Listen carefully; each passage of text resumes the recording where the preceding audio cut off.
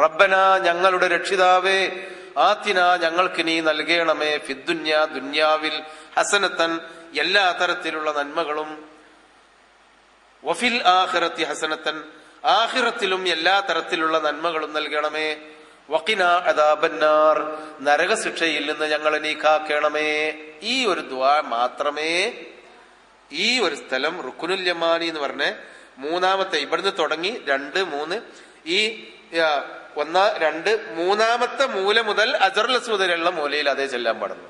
വഖിന അദാബന്നാർ വരെ ഈ പ്രാർത്ഥന ഖുർആനിലുള്ളതാണ്. നബി സല്ലല്ലാഹു അലൈഹി വസല്ലമ ഏറ്റവും കൂടുതൽ പ്രാർത്ഥിച്ച പ്രാർത്ഥനയാണ് ജീവിതത്തിൽ ഈ റബ്ബന ആതിന ഫിദ് ദുനിയ. എപ്പോഴും നമ്മൾ പ്രാർത്ഥിക്കേണ്ടത് അതാ കൂടുതൽ. അത് മാത്രമേ ഇവിടെ ചെല്ലാവൂ. അതിൽ പെടാത്ത ഒന്നുമില്ല. നമ്മളെ മക്കളെ കാര്യം, നമ്മളെ വീട്ടിന്റെ കാര്യം, നമ്മളെ രോഗം, നമ്മളെ കുടുംബം, മരിച്ചുപോയവര്, അതുപോലെ നമുക്ക് മനസ്സിൽ എന്തൊക്കെയാണോ പടച്ചോനോട് പറയാനുള്ളത് അതൊക്കെ അതിൽ പെട്ടു. ദുന്യാവിലുള്ള ഹസനത്ത് തരയണമേ എന്ന് പറഞ്ഞാൽ എല്ലാം ഈ പെട്ടു. ആഖിറത്തിലുള്ള ഹസനത്ത് തരയണമേ എന്ന് പറഞ്ഞാൽ അതും പെട്ടു അതില്. നരകശിക്ഷയിൽ നിന്ന് രക്ഷിക്കണമേ എന്ന് പറഞ്ഞാൽ കംപ്ലീറ്റ് ആയി. ഒരു സമ്പൂർണ്ണ പ്രാർത്ഥനയാണ് റബ്ബന ആതിന ഫിദ് ദുനിയ ഹസന എന്ന് പറഞ്ഞാൽ. അത് നിങ്ങൾ അള്ളാഹുവിനോട് പറയാം. അപ്പൊ നമുക്ക് വേണ്ട ഹസനത്ത് എന്തൊക്കെയെന്നുള്ളത് പഠിച്ചോൻ തീരുമാനിച്ചു തന്നോളും. അപ്പൊ അതാണ് തവാഫിൽ പ്രത്യേകമായി ചെല്ലേണ്ട ഏക പ്രാർത്ഥന റബ്ബന ആതിന ഫിദ് ദുനിയ ഹസന എന്നുള്ളേ. ബാക്കിയൊക്കെ നമുക്കറിയുന്ന തസ്ബീഹുകളും ദിക്റുകളും നമുക്കറിയുന്ന ഭാഷയിൽ നമ്മൾ പഠിച്ചവനോട് ദുആ ചെയ്യാം.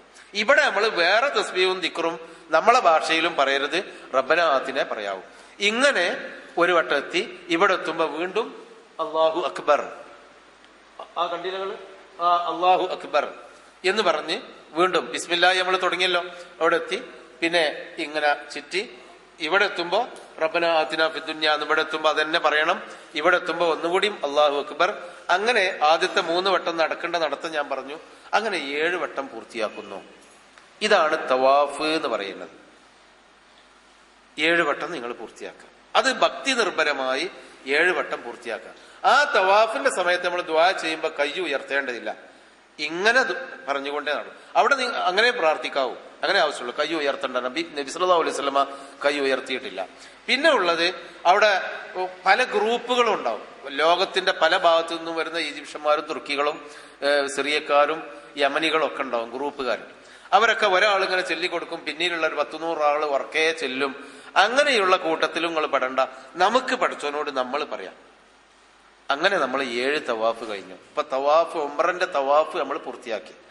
ഈ തവാഫ് കയ്യോളം നമുക്ക് ഉളുവുണ്ട്, ഉളുവും വേണം. എന്നാ ഉള്ളു പിന്നെ നമ്മള് പെണ്ണുങ്ങളെ തൊട്ടിട്ടുണ്ടല്ലോ, അവിടെ ആയിണ്ടല്ലോ, അതിനൊന്നും വേണ്ട. സ്ത്രീകളെ തൊട്ടാലൊന്നും ഒന്നും മുറിയില്ല. കൽപ്പിച്ചു കൂട്ടി തൊട്ടാൽ പിന്നെ അതിന് പഠിച്ചവൻ വേറെ ശിക്ഷിക്കും എന്നുള്ളത് വേറെ ഉള്ളൂ. അല്ലാതെ കൈ തട്ടിപ്പോയിച്ചിട്ട് ഒന്നും മുറിയുന്ന പ്രശ്നങ്ങളൊന്നുമില്ല. തവാഫ് കഴിഞ്ഞാൽ പിന്നെ നമുക്ക് ചെയ്യാനുള്ളത് എന്താ?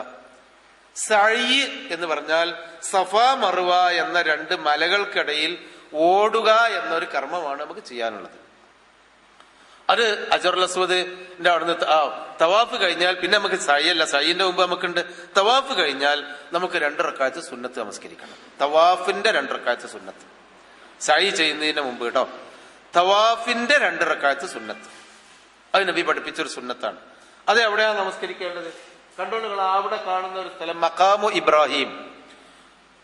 വത്തഖിദൂ മിൻ മഖാമി ഇബ്രാഹിമ മുസല്ല. മഖാമു ഇബ്രാഹിമിന്റെ ആ ഭാഗത്ത് നിങ്ങൾ നമസ്കരിക്കുക, അതിന്റെ അപ്പുറത്ത് നിങ്ങൾ നമസ്കരിക്കുക. നിങ്ങളുടെ നമസ്കാര സ്ഥാനം മഖാമു ഇബ്രാഹിമിന്റെ അവിടുന്ന് അങ്ങോട്ട് മാറ്റുക എന്ന് അള്ളാഹു കൽപ്പിച്ചിട്ടുണ്ട്. എന്താന്ന് പറഞ്ഞാൽ കഅബയുടെ അജറുൽ അസ്വദ് കഴിഞ്ഞ് ഈ ഭാഗത്ത് കുറച്ച് പുറത്ത് മഖാമു ഇബ്രാഹിം നബി അലൈഹിസ്സലാം കഅബ പടുത്തുയർത്താൻ വേണ്ടി കയറി നിന്നിരുന്ന ഒരു കല്ലാണ് മഖാമു ഇബ്രാഹിം. ആ കല്ല് ഒരടയാളമായി അവിടെ വെക്കുകയും തവാഫ് ചെയ്യണ്ടോലൊക്കെ ഈ കല്ലിന്റെ അപ്പുറത്ത് തവാഫ് ചെയ്യും, നിസ്കരിക്കണ്ടോലും ദുആ ചെയ്യണ്ടോലൊക്കെ അപ്പുറത്ത് ഇരിക്കുകയും ചെയ്യുക എന്നതാണ്.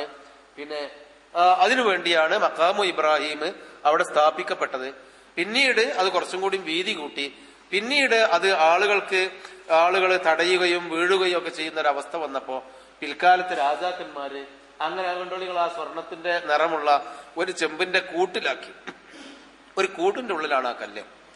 ആളുകൾക്ക് ശല്യം ഉണ്ടാകാതിരിക്കാനും ആളുകൾ അയിമ തട്ടി തടഞ്ഞ് വീഴാതിരിക്കാനും വേണ്ടി ആ കൂട്ടിന്റെ ഉള്ളിലാക്കി. ആ മഖാമു ഇബ്രാഹിമിന്റെ ഉള്ളിൽ കൂടി അതിൽ അപ്പുറത്ത് ആ മഖാമു ഇബ്രാഹിം, ഇതിൽ കൂടിയാണ് സാധാരണ ദിവസങ്ങളിലൊക്കെ ആളുകൾ തവാഫ് ചെയ്യുക. മഖാമു ഇബ്രാഹിമിന്റെ അപ്പുറത്ത് നിസ്കരിക്കണ്ടോലും ഖുർആൻ ഓതുണ്ടോലൊക്കെ ഉണ്ടാവും, അതാണ്. പക്ഷെ ഹജ്ജ് സമയത്ത് മഖാം ഇബ്രാഹിമിന്റെ ഇപ്പുറത്തും അപ്പുറത്തൊക്കെ തവാഫ് ചെയ്യേണ്ടവരുണ്ടാവും. അപ്പൊ നമ്മൾ തവാഫ് കഴിഞ്ഞാൽ മഖാം ഇബ്രാഹിമിന്റെ ഉള്ളിലാവണം എന്നില്ല, പുറത്തും ആകാം. തവാഫ് കഴിഞ്ഞാൽ മഖാം ഇബ്രാഹിമിന്റെ അപ്പുറത്ത് പള്ളിയിലോ അല്ലെങ്കിൽ കഅബത്തിന്റെ മുറ്റത്തോ സൗകര്യമുള്ള ഒരു ഒഴിവുള്ള സ്ഥലത്ത് പോയിട്ട് 2 റക്അത്ത് സുന്നത്ത് നമസ്കരിക്കുക. 1ാമത്തെ റക്അത്തിൽ ഖുൽ യാ അയ്യുഹൽ കാഫിറൂനയാണ് ഫാത്തിഹയ്ക്ക് ശേഷം ഓതേണ്ടത്. 2ാമത്തെ റക്അത്തിൽ ഖുൽ ഹുവല്ലാഹു ആണ് ഫാത്തിഹയ്ക്ക് ശേഷം ഓതേണ്ടത്. 2 റക്അത്ത് നമസ്കരിക്കുക. ചെറിയ 2 റക്അത്ത് നമസ്കാരം, ദീർഘിച്ചു ഓതൊന്നും വേണ്ട. ആ 2 റക്അത്ത് നമസ്കാരം കഴിഞ്ഞാൽ സംസം വെള്ളം അവിടെ ഒക്കെ ഉണ്ട്. ആ സംസം വെള്ളം കുടിക്കണം നിങ്ങൾ. സംസം നിങ്ങൾ ആണുങ്ങളും പെണ്ണുങ്ങളൊക്കെ ശ്രദ്ധിക്കുക. സംസം കിണറോടെ നിങ്ങള് മഖാമു ഇബ്രാഹിമിന്റെ മുമ്പില് കഅബയുടെ വാതിലിന്റെ ഏകദേശം അടുത്താണ് സംസം ഉള്ളത്, സംസം കിണർ. അവിടെയാണ് ആ സംസം കിണർ കുഴിച്ചിരുന്നത്. ഇസ്മായിൽ നബി അലൈഹി സ്വലാം കിടന്നതും അവിടെയാണ് വെള്ളം പൊട്ടി ഒഴുകിയതൊക്കെ. പക്ഷെ ആ കിണർ അവിടെ സ്ലാബ് ഇട്ട് മൂടിയിട്ടുണ്ട്. ആ കിണറ്റിക്ക് പോകാൻ ഇപ്പൊ വേറെ വഴിയുണ്ട്, നമുക്കൊന്നും പോകാൻ പറ്റൂല ഹജ്ജ് കാലത്ത്. പക്ഷെ ആ സ്ലാബ് ഇട്ട് മൂടിയടുത്ത് ഒരു വട്ടത്തില് മാർബിളിൽ എഴുതിയിട്ടുണ്ട്, ഒരു വട്ടം റൗണ്ട് ഇട്ടിട്ട് എഴുതിയിട്ടുണ്ട് സംസം എന്നവിടെ. അത് നിങ്ങൾ നടന്നു പോകുമ്പോ ഒറ്റക്കൊന്ന് നോക്കണ്ടേ. സംസം വയറ് നിറയെ കുടിക്കണം, അത് റസൂലിന്റെ സുന്നത്താണ്, അത് പുണ്യവുമാണ്. മാവു സംസം ലിമാ ശുരിബലഹു, എന്ത് ഉദ്ദേശത്തിലാ സംസം വെള്ളം കുടിച്ചത്? അതിന്റെ പുണ്യം കിട്ടുമെന്നാണ് റസൂൽ പഠിപ്പിച്ചത്. വളരെ പുണ്യമുള്ള വെള്ളമാണ്, അത് നമുക്ക് കൊണ്ടും ചെയ്യാം, നമുക്ക് അവിടുന്ന് വയറ് നിറയെ കുടിക്കുകയും ചെയ്യാം. അത് മതി നമ്മൾ ആരോഗ്യം നിലനിൽക്കാൻ. അപ്പൊ സംസം 2 റക്അത്ത് സുന്നത്ത് നിസ്കാരം കഴിഞ്ഞാൽ സംസം വെള്ളം കുടിക്കുക. സംസം വെള്ളം കുടിച്ചു കഴിഞ്ഞാൽ പിന്നെ നമുക്ക് ഒരു സഴിയാണ് നിർവഹിക്കാനുള്ളത്. സഴി എന്ന് പറഞ്ഞാൽ ഓടുക എന്നാണ് അതിന്റെ അർത്ഥം. അതെങ്ങനെയാ അതിന്റെ അർത്ഥം വന്നതെന്ന് ഞാൻ പറയാം. സഴിയോടെ നിർവഹിക്കേണ്ടത് പള്ളിയിൽ നിന്ന് മക്ക പള്ളിയിൽ പെട്ടതല്ല, 2 മലകളുണ്ട് അവിടെ. സഫാ മല, മറുവ മല. പണ്ട് കാലത്ത് അത് മലയായിരുന്നു. ഇസ്മായിൽ അലൈഹിസ്സലാമിന് ദാഹിച്ചു വലഞ്ഞ് ആ കുട്ടി, ചെറിയ കുട്ടി കാലിട്ടടിച്ചപ്പോ ഈ തള്ള ഹാജറ റളിയല്ലാഹു അൻഹ എവിടെയാ വെള്ളം, ആരെങ്കിലും വരുന്നുണ്ടോ, മനുഷ്യന്മാരാരെങ്കിലും ഉണ്ടോ വെച്ചിട്ട് ഓടി കയറി സഫയിൽ ആദ്യമായി, സഫ എന്നുള്ള കുന്നിന്റെ മുകളിൽ. ആരും കാണാനില്ല. അപ്പൊ ആ സ്ത്രീ അവിടുന്ന് ഇറങ്ങിയിട്ട് ഓടി മറ്റേ കുന്നിന്റെ മുകളിൽ കയറി വെക്കുക, അവിടുന്ന് അങ്ങനെ ആരെങ്കിലും വരുന്നുണ്ടോ. അങ്ങനെ 7 വട്ടം ഹാജറ റളിയല്ലാഹു അൻഹ ഓടി കയറി ഇറങ്ങിയ ആ ചരിത്ര സംഭവത്തെ ഓർമ്മിപ്പിച്ചുകൊണ്ട് അള്ളാഹു നമുക്കൊരു ഇബാറത്ത് നിശ്ചയിച്ചു തന്നതാണ് സഫാ മറുവന്റെ ഇടയിലുള്ള ഓട്ടം. ആ മലയൊക്കെ ഇപ്പൊ നികന്ന്, ആ മലയൊന്നും ഇപ്പല്ല. അപ്പൊ 2 മലയുടെ ഇടയിൽ മണ്ണിട്ട് തൂർത്ത് അവിടെ കെട്ടിടമാക്കി മാറ്റിയിരിക്കുകയാണ്. സഫാ മറുവന്റെ ഇടയിൽ കെട്ടിടമാക്കി മാറ്റി. ആകെ ആണോ കെട്ടിടം? ഇത് സഫാ മറുവന്റെ ഇടയിലുള്ള സഫയിൽ നിന്ന് മറുവ വരെ നല്ല കെട്ടിടമാണ്. AC ഇരിച്ച AC ഉള്ള കെട്ടിടമാണ്. കണ്ടോ?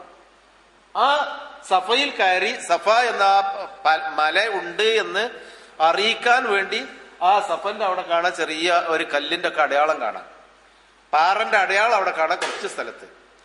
ആ പാറയുടെ അവിടെ കയറി നിന്നിട്ട്, സഫയിൽ കയറി നിന്നിട്ട് നമ്മൾ അവിടെ എത്തി. ഇഹ്റാമിന്റെ ഇങ്ങനെ ഇട്ട വേഷം ഉണ്ടല്ലോ, കക്ഷത്തുകൂടി ഇട്ടത് നമുക്ക് പിന്നെ തവാഫ് കഴിഞ്ഞാൽ നേരിടണം, പഴയ മാതിരി തന്നെ ഇടണം, തോളിക്കൂടി ഇടണം. അത് കഴിഞ്ഞിട്ട് സഫാന്റെ അവിടെ എത്തിക്കഴിഞ്ഞാൽ നമ്മൾ അള്ളാഹുവിനോട് കഅബത്തിന്റെ നേരെ തിരിഞ്ഞ് കൈ ഉയർത്തി പ്രാർത്ഥിക്കണം. ഇന്ന സഫാ വൽ മർവത മിൻ ശആഇരില്ലാഹ്. ആ ആയത്താണ് ആദ്യമായി ഓതേണ്ടത്. നമ്മൾ പഠിച്ചിട്ടുണ്ടെങ്കിൽ സൂറത്ത് ബഖറയിലുള്ളതാണ്. അത് ഓതാൻ കഴിഞ്ഞാൽ നിങ്ങൾ ഓതി. ഇന്ന സഫാ വൽ മർവത മിൻ ശആഇരില്ലാഹ് എന്ന ആയത്ത് നിങ്ങൾ ഓതുക. അത് കഴിഞ്ഞാൽ നമുക്കൊരു ദിക്റാണ് ചെല്ലാനുള്ളത്, റസൂലുള്ളാഹി പഠിപ്പിച്ചത്. അതെന്താ? ലാ ഇലാഹ ഇല്ലല്ലാഹു വഹ്ദഹു ലാ ശരീക ലഹു ലഹുൽ മുൽക്കു വലഹുൽ ഹംദു വഹുവ അലാ കുല്ലി ഷൈഇൻ ഖദീർ. ഈ ദിക്ർ നമുക്കൊക്കെ അറിയാലോ. നബി സല്ലല്ലാഹു അലൈഹി വസല്ലമ മഗ്രിബ് നിസ്കാരത്തിന്റെയും സുബഹി നമസ്കാരത്തിന്റെയും ശേഷം 10 വട്ടം ഈ ലാ ഇലാഹ ഇല്ലല്ലാഹു വഹ്ദഹു ലാ ശരീക ലഹു എന്ന് ചെല്ലാൻ വേണ്ടി നമ്മളോട് ശക്തിയായി ഉപദേശിച്ചിട്ടുണ്ട്. ഒരു ദിവസം 100 വട്ടം ഈ ലാ ഇലാഹ ഇല്ലല്ലാഹു വഹ്ദഹു ലാ ശരീക ലഹു എന്നുള്ള ദിക്ർ ചെല്ലുന്നവനെ പോലെ ദുനിയാവില് പുണ്യവാന്മാരായിട്ട് വേറെ ആരും ഉണ്ടാവില്ല എന്ന് നബി പറഞ്ഞിട്ടുണ്ട്. അപ്പൊ നമുക്കൊക്കെ അറിയുന്ന ദിക്ർ തന്നെയാണ്. ആ ദിക്ർ നമ്മൾ ചെല്ലുക. വഹുവ അലാ കുല്ലി ഷൈഇൻ ഖദീർ. അതിന്റെ കൂട്ടത്തിൽ കുറച്ചും കൂടി നബി ചൊല്ലി. എന്താണത്? ലാ ഇലാഹ ഇല്ലല്ലാഹു വഹ്ദഹു അൻജസ വഅദഹു വനസറ അബ്ദഹു വഹസമൽ അഹ്സാബ വഹ്ദഹു. കുറച്ചല്ലേ ഉള്ളൂ. വഹുവ അലാ കുല്ലി ഷൈഇൻ ഖദീർ വരെ നമുക്കറിയാലോ. ബാക്കിയുള്ളത് നിങ്ങളാണ് പഠിച്ചാല്. ലാ ഇലാഹ ഇല്ലല്ലാഹു വഹ്ദഹു അൻജസ വഅദഹു വനസറ അബ്ദഹു വഹസമൽ അഹ്സാബ വഹ്ദഹു. അതും കൂടി നിങ്ങൾ അവിടെ കൈ ഉയർത്തിക്കൊണ്ടാണ് ചെല്ലേണ്ടത്. ഓരോരുത്തരും കയ്യുങ്കിൽ എല്ലാവരും വെവ്വേറെ തന്നെ, ഭാര്യയും ഭർത്താവും മക്കളും ബാപ്പിയൊക്കെ വെവ്വേറെ തന്നെയാണ് അങ്ങനെ ചെല്ലേണ്ടത്. ഒരാൾ ഇമാമായിട്ട് ഓതുക ബാക്കിയുള്ളവര് ചൊല്ലിക്കൊടുക്കുക എന്നുള്ളത് ശരിയല്ല. പക്ഷെ നമുക്ക് അറിയില്ലെങ്കിൽ നിങ്ങൾ അങ്ങനെ ചൊല്ലിക്കൊടുത്തോളിക്കാം. എന്നാൽ വേണ്ടത് ഒറ്റക്കൊറ്റക്ക് ചെയ്യാം. അങ്ങനെ നിങ്ങൾ വെവ്വേറെ തന്നെ പഠിച്ചണം. ആഖിറത്തിന്റെ കാര്യത്തില് ഓലുണ്ട് പറഞ്ഞുതരാന്, അല്ലെങ്കിൽ ഓളുണ്ട് പറഞ്ഞുതരാൻ, അല്ലെങ്കിൽ കാക്കുണ്ട് പറഞ്ഞ് കാത്തിക്കണ്ട. ഒക്കെ നമ്മൾ ഒറ്റക്ക് വെവ്വേറെ കബർക്കാ പോവാം. അപ്പൊ നമ്മൾ ആ ലാ ഇലാഹ ഇല്ലല്ലാഹു വഹ്ദഹു എന്നുള്ള ആ പ്രാർത്ഥനയും കൂടി 3 വട്ടം പ്രാവശ്യം ആ പ്രാർത്ഥന നമ്മൾ ചെല്ലണം. ലാ ഇലാഹ ഇല്ലല്ലാഹു വഹ്ദഹു ലാ ശരീക ലഹു എന്നുള്ള പ്രാർത്ഥന 3 വട്ടം കഴിഞ്ഞാൽ പിന്നെ നമുക്ക് പടച്ചവനോട് നിങ്ങൾക്ക് എന്താണോ റബ്ബിനോട് ചോദിക്കാനുള്ളത് അത് കൈ ഉയർത്തി ചോദിക്കാം. റസൂല് കൈ ഉയർത്തിയിട്ട് ഈ കൈക്കൂടിന്റെ വെളുപ്പ് കണ്ടിരുന്നു, കക്ഷത്തിന്റെ വെളുപ്പ് കണ്ടിരുന്നു. കൈ ഉയർത്തി ചോദിക്കാം നമുക്ക്. അങ്ങനെ നമ്മൾ കൈ ഉയർത്തിക്കൊണ്ട് ചോദിക്കാം. കണ്ടില്ലേ ആ പാറന്റെ അടയാളം? അയ്മ മേലക്കൊന്നും കയറേണ്ടതില്ല, അവിടെ നിന്നിട്ട് ചോദിച്ചാൽ മതി. കഅബയിലേക്ക് തിരിഞ്ഞ് കുറച്ചു നേരം പ്രാർത്ഥിച്ചു കഴിഞ്ഞിട്ട് നമ്മൾ അവിടെ നിന്ന് ഇറങ്ങി നടക്കുന്നു. നേരത്തെ കണ്ടില്ലേ മർവയിലേക്കുള്ള ആ വഴി കണ്ടല്ലോ, ആ മർവയിലേക്കുള്ള വഴി അങ്ങോട്ട് ഇറങ്ങി നടക്കുകയാണ്. അങ്ങനെ നല്ല മാർബിളൊക്കെ വിരിച്ച നല്ല AC ഒരു കെട്ടിടമാണ്. ഇതൊക്കെ പോലുള്ള ഒരു വലിയ കെട്ടിടം. 400 മീറ്റർ നടന്നാലേ മർവ എന്നുള്ള സ്ഥലത്ത് എത്തുള്ളൂ. മർവ 400 മീറ്റർ നടക്കണം. അതങ്ങനെ തോന്നൂല. ആയിരക്കണക്കിന് ആളുകൾ ഇങ്ങനെ കണ്ടില്ലേ, 400 മീറ്റർ ദൂരം ഉണ്ടത്. ആ തൂണുകളും ഭീമുകളാണ് ആ കാണുന്നത്. ആ മർവ എന്നുള്ള സ്ഥലത്തേക്ക് നമ്മൾ ദിക്റുകളും തസ്ബീഹുകളും നമുക്ക് പറയാൻ അറിയുന്ന ദിക്റും തസ്ബീഹും അള്ളാഹിനോട് ദുആ ചെയ്തുകൊണ്ട്, മലയാളത്തിലും ഒക്കെ ദുആ ചെയ്തുകൊണ്ട് നമ്മൾ അങ്ങനെ നടന്നു പോവുകയാണ്. നടന്നു പോകുമ്പോ കുറച്ച് സ്ഥലത്ത് അത് അവിടെ അടയാളപ്പെടുത്തിയിട്ടുണ്ട്. ഈ ഭീമിന്റെ മുകളിൽ പച്ച ലൈറ്റ് കാണാം. ഇവിടെയുണ്ട്, അതിന്റെ അപ്പുറത്തുണ്ട്. ആ കുറച്ച് സ്ഥലത്ത് ആണുങ്ങള് ഓടണം. ആണുങ്ങളൊന്ന് സ്പീഡിൽ ഓടുക. വലിയ സ്പീഡല്ല, അങ്ങനൊന്നും ഓടാൻ കഴിയില്ല, മുമ്പിലൊക്കെ ആളുണ്ടാവും. കുറച്ചൊരു വേഗതയിൽ. പെണ്ണുങ്ങൾ എന്നാലും ഒപ്പം എത്തിക്കോളും. അങ്ങനെ കുറച്ച് സ്ഥലത്ത് നമ്മൾ ഓടുക. അതാണ് സഴി എന്ന് പറയുന്നത്, ഓട്ടം എന്ന് പറയുന്നതാണ്. കുറച്ച് സ്ഥലത്ത് നമ്മൾ ഓടുക. എനിക്ക് വേണം ഒരു ഗ്ലാസ് വെള്ളം.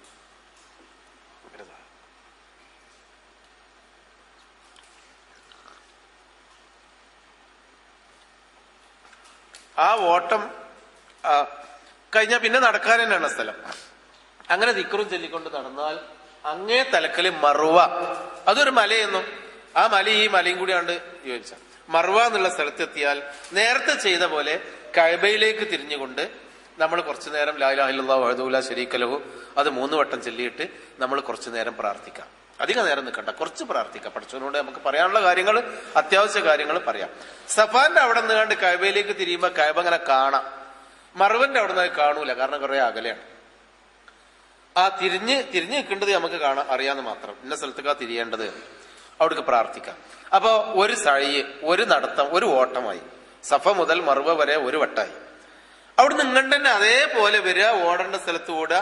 സഫയിൽ തിരിച്ചെത്തുമ്പോ 2ആയി. അങ്ങനെ 3.5 ചുറ്റ് നിങ്ങൾ നടന്നു തീരുമ്പോ 7 വട്ടമായി സഴി. ഇതാണ് സഴി എന്നാണ് ആ പോക്കിന്റെ പേര്. അതുകൊണ്ട് ആളുകൾ പോകുന്നു, ഒരു ഭാഗത്തു കൂടി അങ്ങോട്ട് പോകുന്നു, മറ്റേ ഭാഗത്തു കൂടി ഇങ്ങോട്ട് വരുന്നു. ഈ ഭാഗത്തു കൂടി വലതു ഭാഗത്തു കൂടി ഇങ്ങോട്ട് വരികയാണ്, ആ ഭാഗത്തു കൂടി അങ്ങോട്ട് പോവുകയാണ്. നടുവില് ഈ രോഗികൾ വീൽ ചെയർമിലൊക്കെ കൊണ്ടുപോകേണ്ടവർക്ക് നടുവിലും സൗകര്യമുണ്ട്. ഇതാണ് സഴി. 7 വട്ടം ഈ സഴി കഴിഞ്ഞാൽ ഹജ്ജിന്റെ ഉംറയുടെ തവാഫും സഴിയും കഴിഞ്ഞതോടുകൂടി നമ്മളെ ഉംറ കഴിഞ്ഞു. നമ്മൾ പ്രാർത്ഥിക്കാനുള്ളതൊക്കെ പ്രാർത്ഥിച്ച് ഉംറന്റെ കർമ്മം തവാഫും സഴിയുമാണ്, അത് കഴിഞ്ഞു. ആ ഉംറ കഴിയുമ്പോ നമ്മൾ 7ാമത്തെ വട്ടം എവിടെ എത്തുക? സഫയിൽ നിന്ന് തുടങ്ങി മർവ 1, 2, 3, 4, 5, 6, 7 7ാമത്തെ വട്ടം മർവിയിലാകെത്താം. മർവിയിലെത്തിക്കഴിഞ്ഞാൽ നമ്മള് പ്രാർത്ഥന അവസാനിപ്പിച്ച് പുറത്തിറങ്ങി, മുറ്റത്തേക്ക് ഇറങ്ങി. കഅബന്റെ മുറ്റത്തേക്ക് ഇറങ്ങിക്കഴിഞ്ഞാൽ ഈ തവാഫ് കഴിഞ്ഞ് സഴിന്റെ സമയത്ത് ഒളു നഷ്ടപ്പെട്ടാലും കുഴപ്പമില്ല.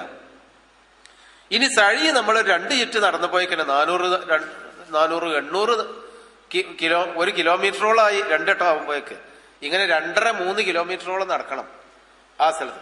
അങ്ങനെ നമുക്ക് ക്ഷീണം ഉണ്ടെങ്കിൽ മെല്ലെ ഇരുന്ന് വിശ്രമിച്ചിട്ടൊക്കെ നടന്നാൽ മതി. സംസം വെള്ളമൊക്കെ നടക്കുന്ന വഴിയിൽ നിങ്ങൾക്ക് കിട്ടും. അങ്ങനെ പുറത്തിറങ്ങിക്കഴിഞ്ഞാൽ, സഴി കഴിഞ്ഞ് പുറത്തിറങ്ങിക്കഴിഞ്ഞാൽ ഉംറ എന്ന ആ കർമ്മത്തിൽ നിന്ന് നമ്മൾ ഒഴിവാകണമെങ്കിൽ, അതായത് ഈ ഇഹ്റാമിന്റെ വസ്ത്രമൊക്കെ മാറ്റി ഈ താഴെ മുടി എടുക്കാൻ പാടില്ല, സുഗന്ധം പൂശാൻ പാടില്ല, അങ്ങനെയുള്ള കർമ്മത്തിൽ നിന്ന് ഒഴിവാകണമെങ്കിൽ ആദ്യം നമ്മൾ ചെയ്യേണ്ടത് ഈ മുടി എടുക്കുക. എന്നാ ഉംറയിൽ നിന്നാണ് ഒഴിവായി തഅല്ലുലാകുക എന്നാണ് അതിനെ പറയാം. അതിനവിടെ ബാർബർ ഷോപ്പേരൊക്കെ ഉണ്ട്. പെണ്ണുങ്ങളും എടുക്കണം മുടി. പെണ്ണുങ്ങൾ അറ്റത്തുനിന്ന് ഒരു ലേശം എടുത്താൽ മതി. അത് നിങ്ങൾ റൂമിൽ പോയിട്ട് നിങ്ങൾ അവിടെ നിന്നാണ്ട് കത്തിരി, ഒരു ചെറിയ കത്തിരിയൊക്കെ കയ്യിലുണ്ടായാൽ അവിടെ നിന്നാണ് കട്ട് ചെയ്തെടുത്താൽ മതി. ഒരു വിരലിക്ക് മുടി ഒരു 2, 4, 7 മുടി എടുത്താൽ മതി. ആണുങ്ങൾ ചെയ്യേണ്ടത് അവിടെ നിങ്ങൾ തന്നെ അവിടെ ബാർബർ ഷോപ്പ് പോയിട്ട് മുടി ഒന്നുകിൽ പറ്റ വടിക്കുക. ഹജ്ജിന് ഇനി ഒരു 10-15 ദിവസമൊക്കെ ഉണ്ടെങ്കിൽ മുടി വടിച്ചാലും പിന്നെ വരും. റസൂലിന്റെ സുന്നത്ത് മുടി വടിക്കലാണ്. അത് അവിടെ 2 റിയാലോ 3 റിയാലോ കൊടുത്ത് ഹജ്ജിന്റെ സമയത്ത് 5 റിയാലോ കൊടുക്കേണ്ടി വരും മുടി വടിക്കും. നമുക്ക് തന്നെ പറ്റുന്നുണ്ടെങ്കിൽ കുഴപ്പമൊന്നുമില്ല. പക്ഷെ കൂടി ചെത്തി മുറിച്ച് ഉണ്ടാക്കിയാണ്ട് ബുദ്ധിമുട്ടരുത് തലന്റെ ഉള്ളിലൊന്നും. അപ്പൊ അവിടെ തന്നെ പോകാന്നല്ലേ. നമ്മളെ നാട്ടുകാരൊക്കെ ഉണ്ട് അവിടെ. നമ്മളീ പറപ്പുകാരും ഒക്കെ ആ സഫാ മറുവന്റെ ഇടയിൽ, അല്ല മറുവന്റെ അവിടെ ബാർബർ ഷോപ്പിലുണ്ട്. അവിടെ കൊണ്ടുപോയാണ്ട് മുടി നമ്മൾ വടിച്ച് വൃത്തിയാക്കുക. മുടി വടിച്ചു കളഞ്ഞാൽ പിന്നെ നമ്മൾ റൂമിൽ പോയി പിന്നെ വേണമെങ്കിലൊക്കെ ഒന്ന് കുളിക്കുക. നിർബന്ധമൊന്നുമല്ല, ഒന്ന് ഉഷാറെ മുടിയൊക്കെ വടിച്ചതല്ലേ, കുളിച്ച് നമ്മൾ സാധാ വസ്ത്രത്തിലേക്ക് കടന്നു, വേഷത്തിലേക്ക് കടന്നു. ഇപ്പൊ ഉംറ കഴിഞ്ഞു. സാധാ പാന്റും കുപ്പായോട് ഉണ്ടോലും തുണി കുപ്പായോടൊക്കെ എടുക്കണ്ടോലും വേഷം കഴിഞ്ഞു. ഇതാണ് ഉംറയുടെ കർമ്മം. ഇനി നമ്മൾ ദുൽഹജ്ജ് 8 വരെ നമ്മൾ വേറെ നമുക്ക് ഹജ്ജുമായി ബന്ധപ്പെട്ട ഇബാദത്തുകളൊന്നുമില്ല. നേരത്തിന് നിസ്കരിക്കുക, ഹറമ് പോവുക, പള്ളിയിലിരിക്കുക, ഖുർആൻ ഓതുക, ദ്വാരക്കുക, ഒഴിവുള്ള സമയത്തൊക്കെ തവാഫ് ചെയ്യുക. നിങ്ങൾക്ക് അങ്ങനെയൊക്കെ തവാഫ് ചെയ്യുക ക്ഷീണമില്ലാത്ത നേരത്തൊക്കെ. അല്ലാതെ പ്രത്യേക കർമ്മങ്ങളൊന്നുമില്ല. സാധാ നിലക്ക് പള്ളിയിൽ പോയി ഇബാദത്തുമായിട്ട് കഴിഞ്ഞുകൂടാ, ആവശ്യത്തിന് റൂമിൽ വരിക, വെറുതെ അങ്ങാടി കാണാൻ നടക്കാതെ പരമാവധി ഉപയോഗപ്പെടുത്താം. ഇനി ദുൽഹജ്ജ് 8-നാണ് ഇനി നമുക്ക് ഹജ്ജിലേക്ക് പ്രവേശിക്കാനുള്ളത്. അപ്പൊ ഉംറ കഴിഞ്ഞല്ലോ. ദുൽഹജ്ജ് 8-നാണ് ഹജ്ജിലേക്ക് പ്രവേശിക്കാനുള്ളത്. ദുൽഹജ്ജ് 8-ന്റെ അന്ന് രാവിലെ ഹജ്ജിന്റെ ഇഹ്റാമിലേക്ക് വീണ്ടും നമ്മൾ മടങ്ങണം. നമ്മൾ താമസിക്കുന്ന റൂമിൽ നിന്ന് ചിലപ്പോ കൊണ്ടുപോകാൻ മുത്തവീഫിന്റെ ഒരു സൗകര്യത്തിന് വേണ്ടിയിട്ട് തലേന്ന് രാത്രി തന്നെ എവിടുന്നാണ് മടങ്ങേണ്ടത്? റൂമിൽ നിന്നാണ് ഇഹ്റാം ചെയ്യേണ്ടത്. പക്ഷെ ഹജ്ജിലേക്ക് പ്രവേശിക്കാറില്ല. ഹജ്ജ് തുടങ്ങുന്നത് മിനയിൽ നിന്നാണ്. മക്കത്തുനിന്ന് ഇഹ്റാം ചെയ്തിട്ട് മിനയിലേക്ക് പോകലാണ് ആദ്യമായി ചെയ്യേണ്ടത്. അപ്പൊ നമ്മൾ റൂമിൽ നിന്ന് അത്യാവശ്യമായി ഒരു കൂട്ടി ഇഹ്റാമിന്റെ വസ്ത്രം, തുണിക്കുപ്പായം, കുറച്ച് വെള്ളവും അങ്ങനത്തെ തലയണിയും വിരിപ്പൊക്കെ ആയിട്ട് ചെറിയൊരു ബാഗ് കൊടുത്തിട്ട് മിനയിലേക്ക് പോവുകയാണ് ചെയ്യുക. മക്കത്തുനിന്ന് 5 കിലോമീറ്റർ ഉണ്ട് മിനയിലേക്ക്. അപ്പൊ മിനയിലേക്ക് നമ്മളെ ബസ്സിൽ കൊണ്ടുപോകും. അതിലൊന്നും നിങ്ങൾ പേടിക്കേണ്ട കാര്യമില്ല. നമ്മളെ ബസ്സിൽ കൊണ്ടുപോകും. ചിലപ്പോൾ തലേന്ന് കൊണ്ടുപോകും, ചിലപ്പോൾ അന്ന് രാവിലെ സുബഹിസ്കരിച്ച ഉടൻ കൊണ്ടുപോകും.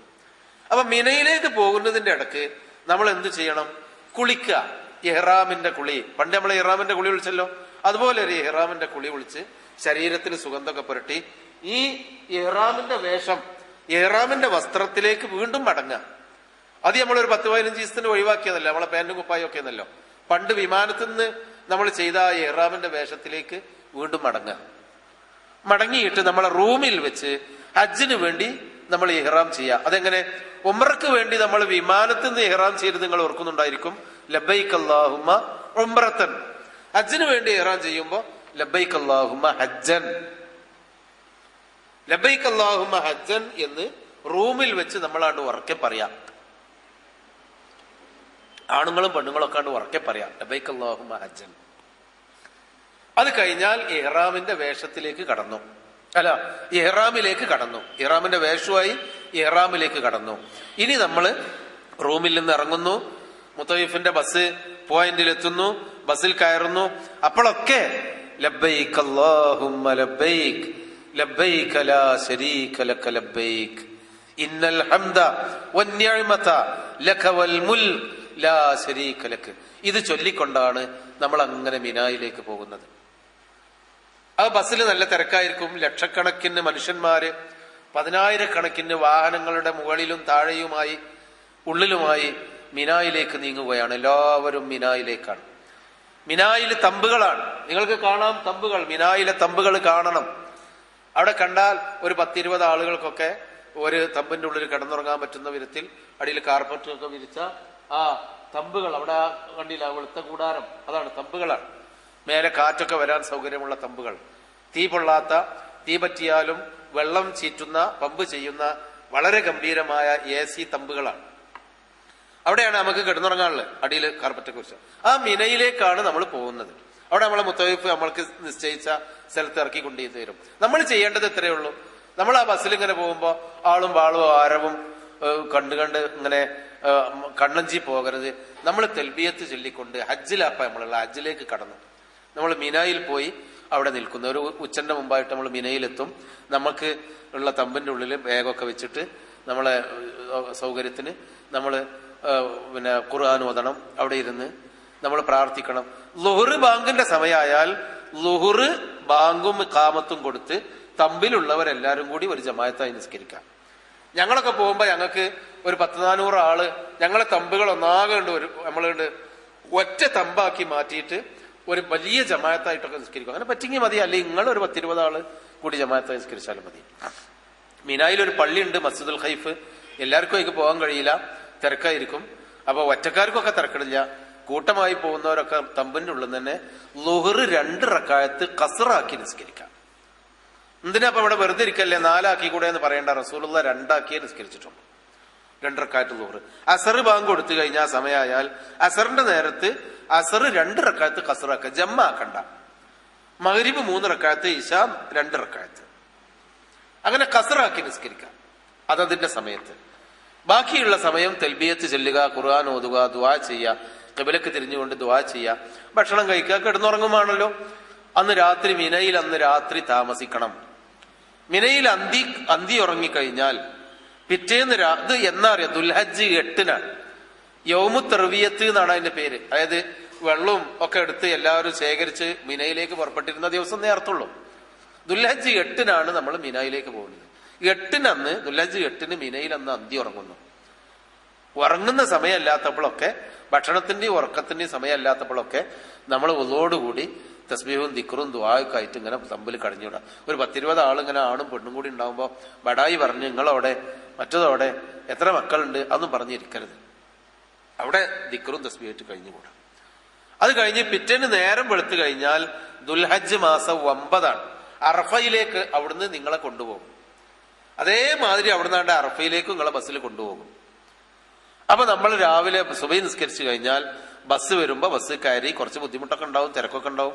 എന്നാലും അതിൽ കയറിയിട്ട് ലബ്ബൈക് അല്ലാഹുമ്മ ലബ്ബൈക് ലബ്ബൈക ലാ ശരീക ലക ലബ്ബൈക് ഇന്നൽ ഹംദ വന്നിഅമത ലക വൽ മുൽക് ലാ ശരീക ലക്, ഇതിങ്ങനെ ചൊല്ലിക്കൊണ്ട് 25-30 ലക്ഷം ആളുകൾ അതാ അറഫയിലേക്ക് നീങ്ങാണ്. അറഫ എന്ന് പറയുന്നത് വിശാലമായ ഒരു മരുഭൂമിയാണ്. അറഫയിലേക്ക് കടക്കുന്നിടത്ത് ഒരു പള്ളിയുണ്ട്, മസ്ജിദുൻ നമിറ. ആ പള്ളിന്റെ അടുത്തൊന്നും അല്ല ഇന്ത്യക്കാർക്ക് ഈ കൊല്ലം തമ്പ്, കുറെ ദൂരെ 2 കിലോമീറ്റർ അപ്പുറത്താണ്. കിലോമീറ്ററുകളോളം വിശാലമായി കിടക്കുന്ന ഒരു മരുഭൂമിയാണ് അറഫ. ഇപ്പൊ കുറച്ചു കാലമായിട്ട് ആര്യവേപ്പിന്റെ തൈ അവിടെ വളർന്ന് ഒരു 2, 3, 4 മീറ്ററോളം ഉയരത്തിലായിട്ട് കുറച്ചൊക്കെ ഒരു തണലുണ്ട്.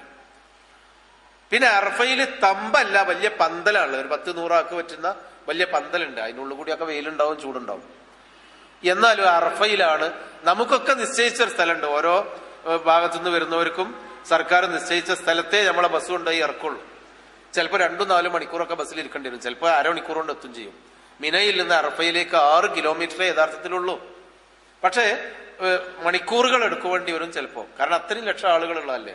ഏതായിരുന്നാലും തെൽബിയത്ത് ചൊല്ലിക്കൊണ്ട് നമ്മൾ അറഫയിലേക്ക് കണ്ണ് തുറന്നു വെച്ചതുകൊണ്ട് നമ്മൾ കാണേണ്ടതൊക്കെ കാണുക എന്നുള്ളതല്ലാതെ മനുഷ്യന്മാരൊക്കെ പഠിച്ചോനെ ഇവരൊക്കെ അള്ളാഹുവിന്റെ നമ്മളൊക്കെ സ്വർഗത്ത് കൂടേണ്ടവരാണല്ലോ എന്നുള്ളൊരു ചിന്തയും ലബ്ബൈക് അല്ലാഹുമ്മ ലബ്ബൈക് എന്നുള്ള തെൽബിയത്തുമായിട്ട് നമ്മളങ്ങനെ പോവുക. ദുആയും ദിക്റും തെൽബിയത്തുമായിട്ട് അറഫയിൽ ചെന്നാൽ ദുൽഹജ്ജ് 9-ന് അറഫയിൽ ചെന്നാൽ നമുക്ക് ഉച്ചക്കു ശേഷം, അറഫയിൽ ചെന്നൊന്ന് വിശ്രമിച്ചാവുമ്പോഴേക്ക് ഉച്ചയാവും. ളുഹറിന്റെ സമയത്ത് നമ്മൾ ളുഹർ ബാങ്ക് കൊടുത്തു കഴിഞ്ഞാൽ, ബാങ്കും കാമത്തും കൊടുത്ത് 2 റക്അത്ത് ളുഹർ നമസ്കരിക്കുക. ഉടൻ തന്നെ ഒരു ഇഖാമത്ത് കൂടി കൊടുത്ത് 2 റക്അത്ത് അസ്റും നമസ്കരിക്കുക. അതായത് ഖസ്റും ജമ്മു ആക്കി നമസ്കരിക്കുക. അറഫീന്ന് മിനയിന്ന് ചുരുക്കിയിട്ടേ ഉള്ളൂ, കൂട്ടിയിട്ടില്ല. അറഫീന്ന് ചുരുക്കും ചെയ്യണം, കൂട്ടും ചെയ്യണം. അന്ന് പകലുള്ള നിസ്കാരം 2-2 ആക്കിയിട്ട് നിസ്കരിച്ചാണ് തീർക്കുക ളുഹറിന്റെ നേരത്തെ. അത് നിങ്ങളെ തമ്പില് ജമാഅത്തും ഇമാമുമായിട്ട് നിസ്കരിക്കാൻ പറ്റുന്ന പോലെ ഉണ്ടെങ്കിൽ അങ്ങനെ ജമാഅത്തായിട്ട്, ഒറ്റക്കൊറ്റക്കല്ല വേണ്ടത്.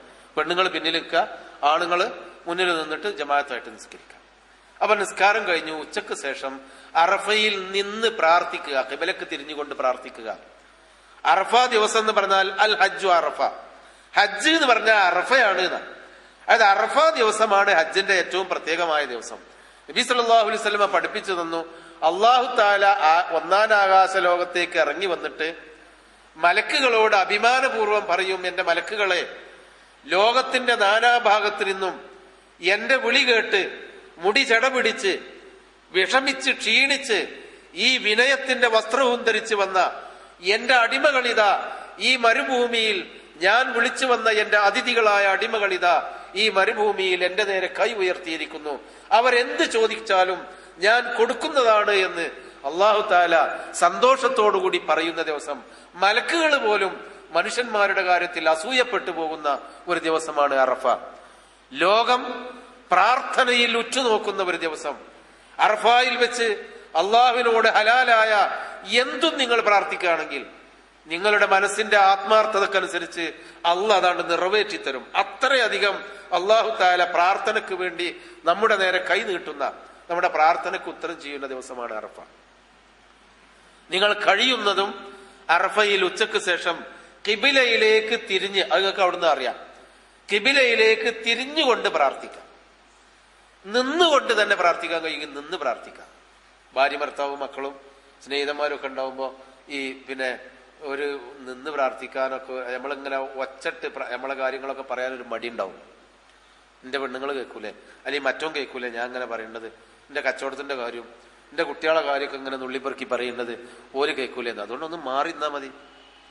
ഒക്കെ ഈ പെണ്ണുങ്ങളോട് എനിക്ക് എപ്പോഴും പറയാനുള്ളത്, നിങ്ങൾ ഹറമിൽ ഇരിക്കുകയാണെങ്കിലും നിങ്ങൾ അറഫയിൽ ഇരിക്കുകയാണെങ്കിലും മിനയിലാണെങ്കിലൊക്കെ നിങ്ങളൊക്കെ വേറിട്ടിരിക്കണം. അറമയിൽ ഞാൻ പെണ്ണുങ്ങളോട് എപ്പോഴും ഉപദേശിക്കുന്ന ഒരു കാര്യം, നിങ്ങൾ വല്ല തുർക്കികളെ ഈജിപ്തുകാരെ പെണ്ണുങ്ങളുടെ അടിയിൽ പോയിരുന്നാൽ മതി.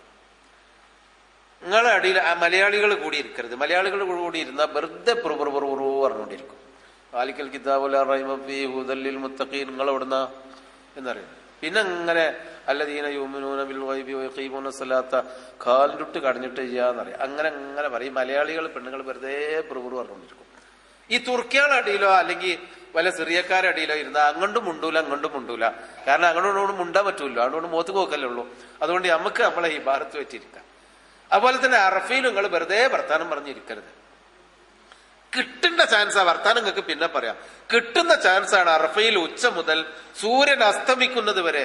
കഴിയുമെങ്കിൽ കാല് കടഞ്ഞ് വീഴുന്നില്ലെങ്കിൽ നിന്നുകൊണ്ട് തന്നെ നിങ്ങൾ പ്രാർത്ഥിക്കും. അല്ലാതെ ബുദ്ധിമുട്ടാണെങ്കിൽ ഇരുന്നോളി, തെറ്റൊന്നുമല്ല.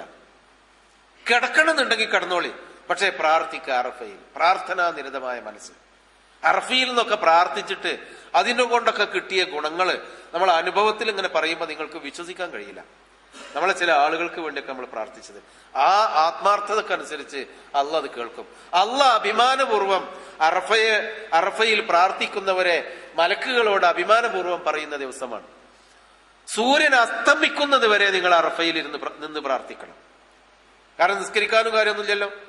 ആ പ്രാർത്ഥിച്ചു കഴിഞ്ഞാൽ സൂര്യൻ അസ്തമിച്ചു കഴിഞ്ഞാൽ മഗ്രിബായി കഴിഞ്ഞാൽ അറഫയിൽ നിന്ന് മഗ്രിബ് നമസ്കരിക്കേണ്ടതില്ല. അത് റസൂലിന്റെ സുന്നത്തല്ല. നമ്മളിവിടുന്ന് പോയപ്പോ ഈ അടുത്ത കാലത്ത് പോയ കുറച്ച് മൂലയന്മാര് ഇപ്പൊ അവർ തുടങ്ങിയിട്ടുണ്ട് അറഫയിൽ നിന്ന് ഒരു മരുവിക്കാരം. അതെന്തിനാ അങ്ങോട്ട് നീട്ടിയേക്കണു? അള്ളാന്റെ റസൂലിന് അതൊക്കെ ചെയ്യാം, നമുക്കത് പറ്റുമോ? റസൂൽ ചെയ്ത മാതിരി ഒന്നും ചെയ്തിട്ട് ഞങ്ങൾ വരി നമ്മൾ നിക്കരിക്കാന്ന് പറഞ്ഞ് ഒരു ഇമാമ് വന്നിട്ട് ബാങ്ങും കാമത്തും കൊടുത്ത് അറഫയിൽ നിന്ന് മരുവ് നിസ്കരിക്കുക ചെയ്യരുത്. അറഫയിൽ നമുക്ക് കസറും ജമ്മു ആക്കാം. മുസ്ദലിഫയിൽ എത്തിയിട്ട് അറഫയിൽ നിന്ന് മഗ്രിബ് നമസ്കരിക്കേണ്ടതില്ല. റസൂൽ നിസ്കരിച്ചിട്ടില്ല, പിന്നെ എന്തിനാ നമ്മൾ നിസ്കരിക്കണം? റസൂല് മുസ്ദലിഫയിൽ എത്തിയിട്ട് നിസ്കരിച്ചാൽ മതി എന്നാ പറഞ്ഞു.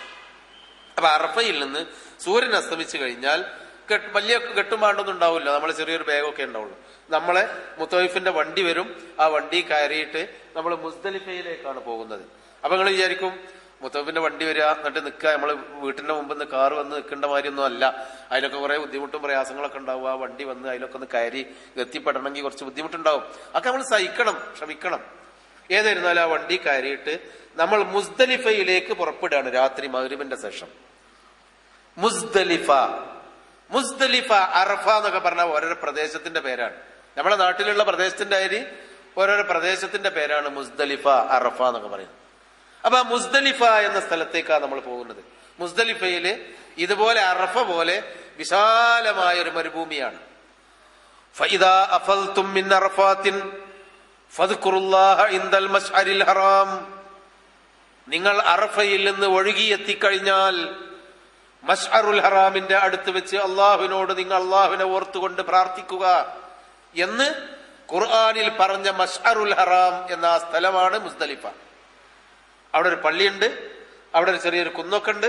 നബി സല്ലല്ലാഹു അലൈഹി വസല്ലമയുടെ കാലത്ത് ആ പള്ളി നിൽക്കുന്നതിന്റെ അടുത്ത ഭാഗത്തായിരുന്നു നബി മുസ്ദലിഫയിൽ ഇറങ്ങി താമസിച്ചിരുന്നത്.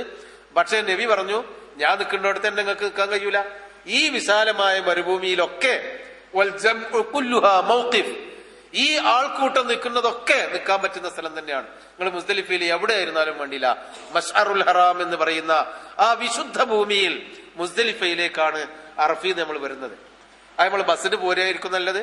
ഒറ്റക്ക് ഭാര്യ ഭർത്താവും ചെറുപ്പക്കാരായ ആളുകൾ ഉണ്ടെങ്കിൽ നിങ്ങൾ ഇങ്ങനെ നടന്നു പോന്നാല് അറഫീന്ന് മുസ്ദലിഫയ്ക്കുള്ള റോട്ടിൽ നിങ്ങളാണ് നിന്നാ മതി, നടക്കണ്ട. ആ റോട്ടിക്കാണ് കയറി നിന്നാത്തന്നെ 3 കിലോമീറ്ററേ ഉള്ളൂ. മുസ്ദലിഫയിൽ നിങ്ങളാണ്ട് എത്തിച്ചു തന്നോളൂ ആൾക്കാർ.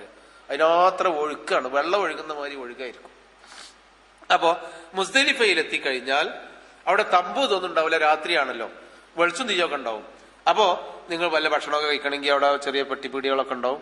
അവിടുന്ന് പെട്ടിക്കടകൾ ഉണ്ടാവും ഭക്ഷണത്തിന്റെ, അല്ലെങ്കിൽ ഫ്രീ ആയിട്ടും കിട്ടും. അത് നിങ്ങളെ കൊതമ്പണം ചെയ്താളി. അവിടുന്ന് ഭക്ഷണമൊക്കെ വല്ലതും കഴിച്ച് ഒന്നും ഉണ്ടാക്കി, ഒരു ഭാഗത്ത് മരുഭൂമിയാണ്, മണൽ മരുഭൂമിയാണ്, റോഡുണ്ടാവും ചുറ്റുഭാഗത്തും. അപ്പൊ ഒരു നല്ല ഒഴിഞ്ഞൊരു സ്ഥലത്ത് പോയിട്ട് നിങ്ങൾ മുണ്ടൊക്കെ വിരിച്ച് നിങ്ങളെ മുസല്ലേ അല്ലെങ്കിൽ വിരിപ്പൊക്കെ വിരിച്ചിട്ട് നിങ്ങൾ മഗ്രിബ് ബാങ്കും ഖാമത്തും കൊടുത്ത് മഗ്രിബ് നമസ്കരിക്കുക. അത് മഗ്രിബ് നമസ്കരിച്ചു കഴിഞ്ഞ ഉടൻ ഇഖാമത്ത് കൊടുത്ത് ഇശയും 2 റക്അത്ത് നമസ്കരിക്കുക. മഗ്രിബ് 3, ഇശ 2. അത് 3, 2, 5. ഈ 2 നിസ്കാരവും നിസ്കരിച്ചു കഴിഞ്ഞാൽ കുറച്ചു നേരം ആ തെൽബിയത്ത് ചൊല്ലിക്കൊണ്ടാണ് ഈ മുസ്ദലിഫയിലേക്കും വരുന്നത് കേട്ടോ. അത്യാവശ്യം കാര്യങ്ങളൊക്കെ സംസാരിക്കാം. കുറച്ചു നേരം കഴിഞ്ഞ് നിങ്ങൾ നിസ്കാരവും പ്രാർത്ഥനയും ദിക്റും തസ്ബീഹും തൽബിയത്തൊക്കെ കഴിഞ്ഞാൽ പിന്നെ നിങ്ങൾ മുസ്ദലിഫയിൽ കിടന്നുറങ്ങുക. വൽ മബീതു ബി മുസ്ദലിഫ, മുസ്ദലിഫയിൽ രാപ്പാർക്കുക എന്ന് പറഞ്ഞല്ലോ, കിടന്നുറങ്ങണം. ചിലപ്പോൾ നമ്മൾ മുസ്ദലിഫയിൽ എത്താൻ ഒരു 12 മണിയൊക്കെ ആവും, ഉറങ്ങാൻ അധികം സമയം ഉണ്ടാവില്ല. ചിലപ്പോൾ നമ്മളൊരു 8, 8:30 ആകുമ്പോഴേക്കും മുസ്ദലിഫയിൽ എത്തും. ചില ആളുകൾ നടന്നു വന്ന് വൈദ്യമൊക്കെ പേച്ച ആകെ ബുദ്ധിമുട്ടി എവിടെയെങ്കിലുമൊക്കെ എത്തിപ്പെട്ട് അവസാനം നോക്കുമ്പോ വൈദ്യ വയ്ക്കുന്ന പ്രശ്നമില്ല, എന്നാലും ബ്ലോക്കായി അങ്ങനെയൊക്കെ ആയിട്ട് 1 മണി 2 മണിയൊക്കെ ആവും. അപ്പൊ കിടന്നുറങ്ങാൻ നേരം ഉണ്ടാവില്ല. എന്നാലും ഉള്ള സമയം കുറച്ചു നേരം മുസ്ദലിഫയില് ആ മരുഭൂമിയിൽ നമ്മളെന്നാണ് കിടന്നുറങ്ങാം. ആ വിരിപ്പ് വിരിച്ച ആ ചരലില് ഒന്നാണ്ട് ഉറങ്ങുമ്പോ തന്നെ ഏകദേശം എല്ലാ കിബറും പോകും. കാരണം വീട്ടിലുണ്ടല്ലോ ഓരോരോ ദിവസം ആ ബെഡ്ഷീറ്റ് ഒന്നും മാറ്റിയിട്ടില്ലെങ്കിൽ വീട്ടിൽ അടിയന്തരാവസ്ഥ ഉണ്ടാവുമെന്ന്. ഇതെന്ത് ചെയ്ത് മാറ്റി അടിയന്തര അങ്ങനെയാണത്. ഞാൻ കിടന്നുറങ്ങി ഇന്നലെ കിടന്നതാണല്ല. അവിടെ നിന്നൊക്കെയാണ് പോയിട്ട് ആ ശരീരം മണ്ണിൽ ഒരു വിരിപ്പൊക്കെ ഉണ്ടെങ്കിൽ വിരിപ്പിൽ വെച്ചാണ് കിടന്നുറങ്ങാണ്. ആ മരുഭൂമി ആകാശം കാണേണ്ട മരുഭൂമിയിൽ. അതാ മുസ്ദലിഫയിൽ രാപ്പറക്കുക, അന്ന് കിടന്നുറങ്ങുക. കുറച്ചു നേരം കിട്ടുന്ന സമയം ഉറങ്ങിയാൽ സുബഹിന്റെ മുമ്പായി എഴുന്നേറ്റ് തഹജ്ജുദൊക്കെ നമസ്കരിക്കണം. തഹജ്ജുദ് നിസ്കാരം സുബഹിന്റെ മുമ്പുള്ള 2 റക്അത്ത് നിങ്ങൾ ഈ യാത്രയിൽ ഒഴിവാക്കരുത്. തഹജ്ജുദ് നിസ്കാരം സുബഹിന്റെ മുമ്പുള്ള 2 റക്അത്ത്. തഹജ്ജുദ് ഇതോടുകൂടിയാണ് തുടങ്ങിക്കളെ. ഈ അജ്ജോടുകൂടി സുബഹിന്റെ മുമ്പുള്ള 2 റക്അത്ത് സുന്നത്ത് ഒഴിവാക്കരുത്. അത് നബി ഒഴിവാക്കിയിട്ടില്ല. ബാക്കിയുള്ള സുന്നത്തുകളൊന്നും യാത്രയിൽ ആവശ്യമില്ല, നബി പഠിപ്പിച്ചിട്ടില്ല. അപ്പൊ തഹജ്ജുദൊക്കെ നിസ്കരിച്ച് കുറച്ച് കഴിഞ്ഞ് സുബഹി വാങ്ക് കൊടുക്കുന്നത് നിങ്ങൾക്ക് കേൾക്കാം. സുബഹിന്റെ 2 റക്അത്ത് സുന്നത്ത് നിസ്കരിച്ച് പിന്നെ നിങ്ങളൊരു ഇമാമും ജമാഅത്തുമായിട്ട്, എല്ലാവർക്കും കൂടി ഇമാമും ജമാഅത്തൊന്നും ഉണ്ടാവില്ല, ചെറിയ ചെറിയ കൂട്ടങ്ങളായിരിക്കും. 2 റക്അത്ത് ഇശാ അൽ സുബഹി നമസ്കരിക്കാം. 2 റക്അത്ത് സുബഹി നിസ്കരിച്ച് ആ ഇരുന്നോട് തന്നെ ദിക്റും തസ്ബീഹും ഒക്കെ ചൊല്ലി തൽബിയത്ത് ചൊല്ലിക്കൊണ്ട് ദിക്റും തസ്ബീഹും കഴിഞ്ഞ് കുറച്ചു നേരം തൽബിയത്ത് ചൊല്ലി പടച്ചവനോട് നമ്മൾ ഇതേമാതിരി ചോദിക്കാനുള്ളത് പിന്നെയും ചോദിക്കന്നെ പ്രാർത്ഥിച്ച് ഒരു നേരം വെളുക്കുക, കണ്ടാൽ അറിയുന്ന തിരിച്ചറിയുന്ന രൂപത്തിൽ നേരം വെളുത്തു കഴിഞ്ഞാൽ നമ്മൾ അവിടുന്ന് വിരിപ്പൊക്കെ മടക്കി ബാഗിൽ വെച്ചിട്ട് നമ്മൾ മിനായിലേക്ക് പോരാണ്. ബസ് സൗകര്യത്തിന് കിട്ടിയാൽ ബസ് കയറിയാൽ മതി, പിന്നെ അതല്ലെങ്കിൽ നടന്നു പോന്നാലും മതി. എല്ലാവരും അധികം ആളുകളും നടക്കലാണ്. മിനായിലേക്ക് ഇങ്ങനെ നിരന്ന് മരുഭൂമിയിൽ അറ്റമല്ലാതെ ഇടത്തും വലത്തും മുന്നിലും പിന്നിലും കണ്ണെത്താത്ത ദൂരം വരെ ഹാജിമാര് ഇഹ്റാമിന്റെ വേഷവും ധരിച്ച് ലബ്ബൈക് അല്ലാഹുമ്മ ലബ്ബൈക് ലബ്ബൈക ലാ ശരീക ലക ലബ്ബൈക് ഇന്നൽ ഹംദ വന്നിഅമത ലക വൽ മുൽക്ക് ലാ ശരീക ലക. അത് ചൊല്ലിക്കൊണ്ട് ഇങ്ങനെ വരികയാണ് മിനായിലേക്ക്. അപ്പൊ ദുൽഹജ്ജ് 10 പെരുന്നാള്. നമുക്ക് പെരുന്നാൾ നിസ്കാരം ആയാദി കർമ്മങ്ങളൊന്നും ഹാജിമാർക്കില്ല. അപ്പൊ നമ്മൾ ദുൽഹജ്ജ് 10ന്റെ അന്ന് സുബൈക്ക് മുസ്ദലിഫയിൽ നിന്ന് രാപ്പാർത്ത് പിറ്റേന്ന് രാവിലെ ദുൽഹജ്ജ് 10ന്റെ അന്ന് ആ സുബൈ നിസ്കാരം കഴിഞ്ഞ് ദിക്റും തസ്ബീഹും ഒക്കെ ചൊല്ലി മിനായിലേക്ക് നടന്നു വരികയാണ്. ഇനി ദുൽഹജ്ജ് 10 അന്ന് ആദ്യമായിട്ട് നമുക്ക് ചെയ്യാനുള്ളത് മീനായിൽ 3 സ്ഥലത്ത് കല്ലെറിയാനുള്ളയിടത്ത് ഇന്ന് ഈ 10 അന്ന് ഒരു സ്ഥലത്ത് കല്ലെറിഞ്ഞാൽ മതി. ജംറയിൽ ഒരു സ്ഥലത്ത് കല്ലെറിയണം. അപ്പൊ ആ കല്ലെറിയലാണ് നമുക്കുള്ള കർമ്മം. പക്ഷെ നമ്മൾ മിനയിൽ നിന്ന് മുസ്ദലിഫയിൽ നിന്ന് വന്ന് നടന്നു വരികയാണ്, ബസ്സിലൊക്കെ വരികയാണെങ്കിൽ കുറെയൊക്കെ ക്ഷീണവും കാര്യങ്ങളൊക്കെ ഉണ്ടാവുമല്ലോ, ഉറക്കും കാര്യവും വേണ്ടത്ര ഒന്നും കിട്ടിയിട്ടുണ്ടാവില്ല. അപ്പൊ നമുക്ക് തമ്പിൽ തന്നെ നമ്മളെ തമ്പ് കണ്ടുപിടിച്ച് അതിൽ ചെന്ന് നമ്മളെ ബാഗൊക്കെ അവിടെ വെച്ച് ഒന്ന് വെള്ളം കുടിച്ച് ഒന്ന് ക്ഷീണമൊക്കെ മാറ്റാം. ക്ഷീണമൊക്കെ മാറ്റിയിട്ട് ഇപ്പൊ അവിടെ ഒരു സംവിധാനം ഉള്ളത്, ഇപ്പൊ ഇന്ത്യയിൽ നിന്ന് പോകുന്ന ആളുകൾക്ക്, പാകിസ്ഥാനികൾക്ക്, സിറിയക്കാർക്ക്, തുർക്കിക്കാർക്കൊക്കെ എറിയേണ്ട സമയമുണ്ട്. അത് നിങ്ങൾ അറിയിക്കും. അപ്പൊ നിങ്ങള് പിന്നെ ഈ ദുൽഹജ്ജ് 10 അന്ന് നിങ്ങൾ മിനായിലേക്ക് പോകുമ്പോ വഴിയിൽ വെച്ചോ മിനയിൽ വെച്ചോ മുസ്ദലിഫയിൽ വെച്ചോ ഇഷ്ടമുള്ളിടത്ത് സൗകര്യപ്പെട്ടിടത്തുനിന്ന് ഒരു 7 കല്ല് എടുക്കണം നിങ്ങൾ. അല്ലെങ്കിൽ നിങ്ങൾക്ക് എറിയാനുള്ള കുറച്ച് കല്ലുകൾ നിങ്ങൾ എടുക്കണം. എല്ലാ കല്ലും കൂടിയും പെറുക്കിക്കാണ്ട് നുള്ളി പെറുക്കിക്കാണ്ട് ബുദ്ധിമുട്ടണമെന്നില്ല. ഒരു 7 കല്ല് നിങ്ങൾ കയ്യിൽ പിടിച്ചോളൂ. ചെറിയ കല്ല്, നമ്മളെ വറുത്ത കടല കുറിക്കുന്ന ആ കടലമണിന്റെ അത്ര വലിപ്പമുള്ള ഒരു 7 കല്ലിന്റെ കഷ്ണം. അത് കല്ല് കഴുകി അതിമ ഊതി അങ്ങനെ ഒന്നും ചെയ്യണ്ട. സാധാരണ നടക്കേണ്ട വൈക്കലുണ്ടാവും കല്ല്. കഴിഞ്ഞ കൊല്ലം ഞമ്മളൊക്കെ എറിഞ്ഞ കല്ല് ഈ കൊല്ലം ബാരികാണ്ട് മീനയിലും മുസ്ദലിഫിലും ആ വഴിയിലൊക്കെ ബദറിലാണ്. ആ കല്ലാണ് നിങ്ങൾ വെറുക്കല്. നിങ്ങൾ എറിഞ്ഞ കല്ല് പിറ്റത്തെ കൊല്ലാവുമ്പോഴേക്ക് അതൊക്കെ അതിന് എറിഞ്ഞെടുത്ത് വാരി എടുത്തിട്ട് ആണ് വെതറിലാണ്. അത് ചെറിയ ചെറിയ ചരൽക്കല്ല്. അതിലൊരു 7 കല്ലുകളെടുത്ത് കൈ പിടിക്കുക, അല്ലെങ്കിൽ കീശയിലുണ്ടാവുമല്ലോ, മടിയിൽ വെക്കുക, അല്ലെങ്കിൽ ഒരു സഞ്ചിയിലൊക്കെ ഇട്ട് 7 കല്ല്. ആ കല്ലുമായിട്ട് നമ്മൾ മീനയിൽ ഒന്ന് വിശ്രമിക്കുക, തമ്പിൽ പോയിട്ട് വിശ്രമിക്കുകയോ മറ്റോ ചെയ്യാം. ഏതായിരുന്നാലും അന്ന് രാവിലെ മുതൽ ഉച്ചന്റെ മുമ്പായിട്ട് കഴിയുമെങ്കിൽ നമ്മൾ എറിയണം, കല്ലെറിയണം. മീനായിലെ കല്ലേറ്. പണ്ടൊക്കെ കല്ലെറിയുന്നിടത്ത് വലിയ തിരക്കും ബഹളങ്ങളും ഉണ്ടായി, ആളുകൾ മരിക്കലൊക്കെ ഉണ്ടായിരുന്നു. ഇപ്പൊ ആ കല്ലെറിയുന്നിടത്ത് ഒരു തിരക്കുണ്ടാവാൻ സാധ്യതയില്ല. കാരണം കല്ലെറിയുന്ന ആ സ്ഥലം ഒരു ഏകദേശം ഇതിന്റെ പകുതി ഒരു 15 മീറ്റർ നീളത്തിലുള്ള ഒരു മതില് പോലെ കെട്ടിയ ഒരു സ്ഥലത്താ കല്ലെറിയണ്ട്. 15-20 മീറ്ററോളം ഇങ്ങനെ ഓവലായിട്ട് ദീർഘ വൃത്തത്തിൽ കെട്ടിയ ഒരു സ്ഥലമുണ്ട്. ആ കെട്ടിന്റെ ഉള്ളിലേക്ക് കല്ല് വീണാൽ മതി. വളരെ സൗകര്യമാണ്. ഞാൻ ഇപ്പൊ കഴിഞ്ഞ ഒരു മാസം മുമ്പ് അവിടെ പോയി കണ്ടു. പണ്ടൊക്കെ നമ്മൾ മിനയിൽ കല്ലെറിയാന്നൊക്കെ പറഞ്ഞാൽ ഒരു കിണറിന്റെ ആൾമറ കെട്ടിയമാരുള്ള ഒരു വട്ടം അതിക്ക് വീഴണം. എന്നിട്ട് അവിടെയാണ് ഈ തിരക്കും ബഹളങ്ങളും വീകലും മരണമൊക്കെ ഉണ്ടാവില്ല. ഇപ്പൊ ഒരു 10-15-20 മീറ്ററോളം നീളത്തിൽ ആണ് ഒരു ഓവൽ ഷേപ്പില് ആണ് ഒരു തടമുള്ളത്. ആ തടത്തിന്റെ നടുക്ക് വലിയൊരു മതിലുണ്ട്. കല്ല് എറിയുമ്പോ ഈ ഭാഗത്തുനിന്ന് എറിയുമ്പോ അങ്ങോട്ട് വീകാതിരിക്കാനും അവിടുന്ന് എറിയുമ്പോ ഇങ്ങോട്ട് വീകാതിരിക്കാനും നല്ല സൗകര്യമാണ്. നിങ്ങൾ സാവകാശത്തിൽ അവിടെ ചെന്നിട്ട് ഈ 7 കല്ല് തെൽബിയത്ത് ചൊല്ലിക്കൊണ്ട് തന്നെയാണ് പോകേണ്ടത്. ഉച്ചന്റെ മുമ്പ് എറിയലാണ് പുണ്യം. ഉച്ചന്റെ ശേഷം എറിഞ്ഞാലും വൈകുന്നേരം എറിഞ്ഞാലും കയ്യൂലെങ്കിൽ ബുദ്ധിമുട്ടാണെങ്കിൽ അപ്പോഴൊക്കെ എറിഞ്ഞാൽ മതി. ഈ കല്ലുമായിട്ട് ഇങ്ങനെ പോവുക, തെൽബിയത്ത് ചൊല്ലിക്കൊണ്ട് ഇഹ്റാമിന്റെ വേഷത്തില് അങ്ങനെ പോയിട്ട് നിങ്ങൾ മീനയിൽ നിന്ന് തമ്പെന്നാണ് പോകുമ്പോ ആദ്യം കാണുന്നിടത്ത് എറിയണ്ട. അത് നമുക്ക് പിറ്റേന്നൊക്കെ എറിയാനുള്ളത്. ഇന്ന് അവിടെ എറിയണ്ട. ദുൽഹജ്ജ് 10 അന്ന് രണ്ടാമതുള്ള സ്ഥലത്തും എറിയണ്ട.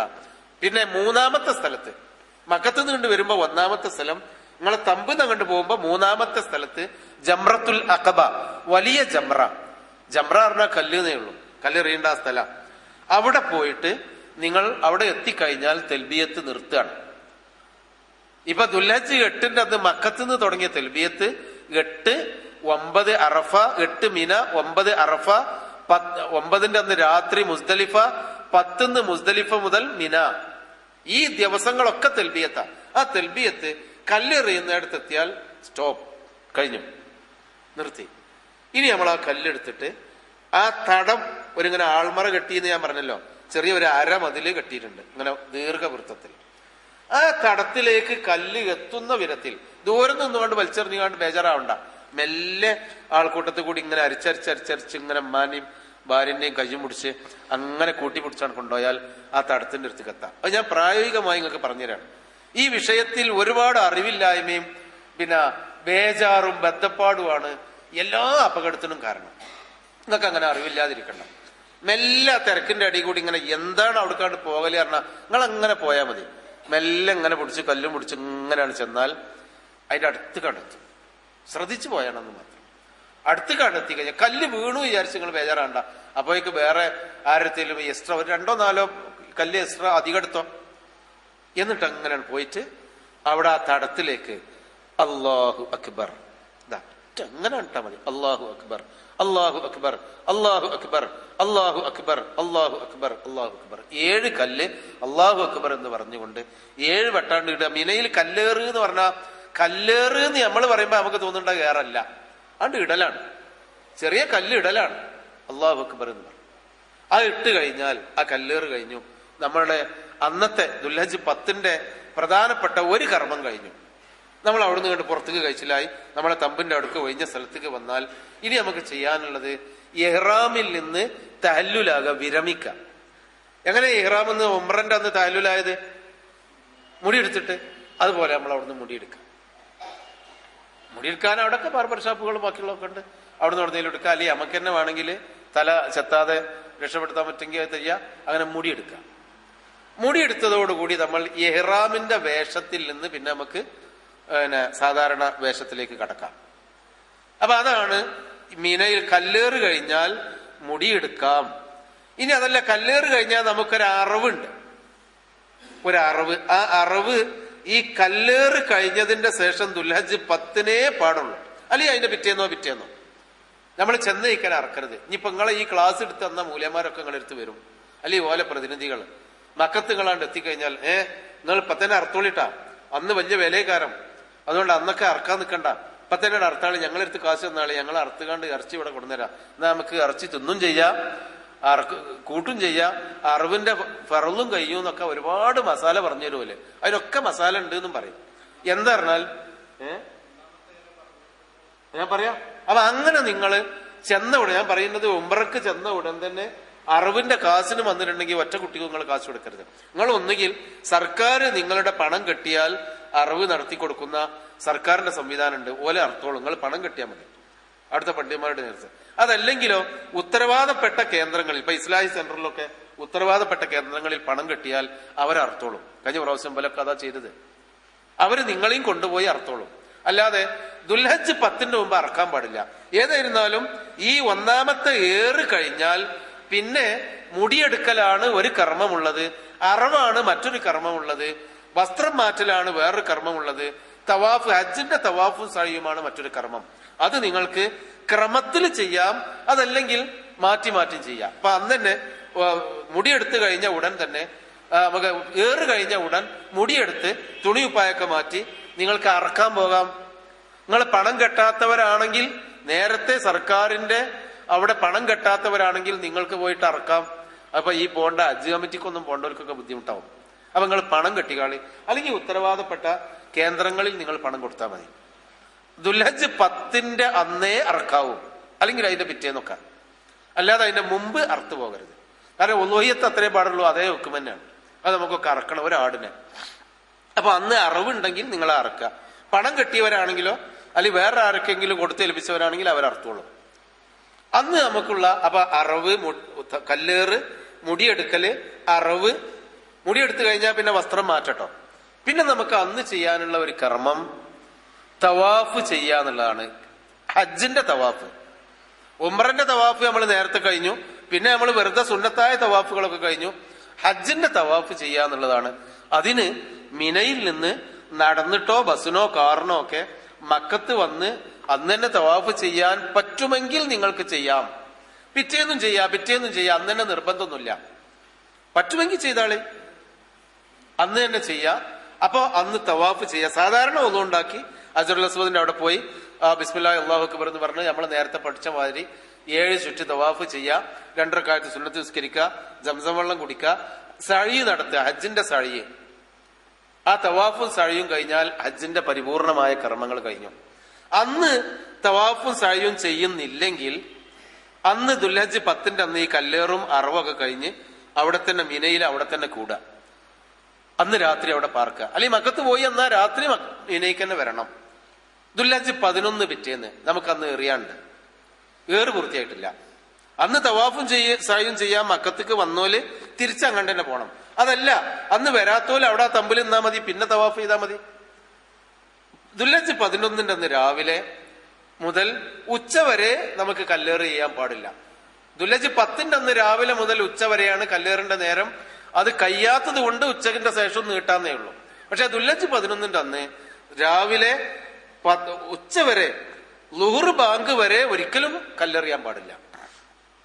ഉച്ചക്ക് ശേഷം 21 കല്ലുകൾ എടുക്കുക. അത് നിങ്ങൾ താമസിക്കുന്ന തമ്പിന്റെ ചോട്ട് ആ കാർപ്പറ്റ് കണ്ട് പൊക്കിയൊക്കെ അതിൻ്റെ ഉള്ളിലുണ്ടാവും, പുറത്തൊക്കെ ഉണ്ടാവും, നടക്കേണ്ടടുത്തൊക്കെ കല്ല് പെറുക്കുക. 21 കല്ലും പെറുക്കി ഉമ്മയും മക്കളും ബാപ്പയും ഏട്ടന്മാരും അഞ്ചന്മാരും ആരൊക്കെ ഉള്ള അങ്ങനെ വരാം. വന്നിട്ട് ഇന്നലത്തെ പോലെ തന്നെ തെൽബിയത്തൊന്നുമില്ലല്ലോ, ഇന്നലത്തെ പോലെ തന്നെ ഇങ്ങനെ വന്ന് ആദ്യം കാണുന്ന ആ സ്ഥലത്ത് ജംറത്തു സുഗ്റ എന്നാണ് അതിനെ പറയാം.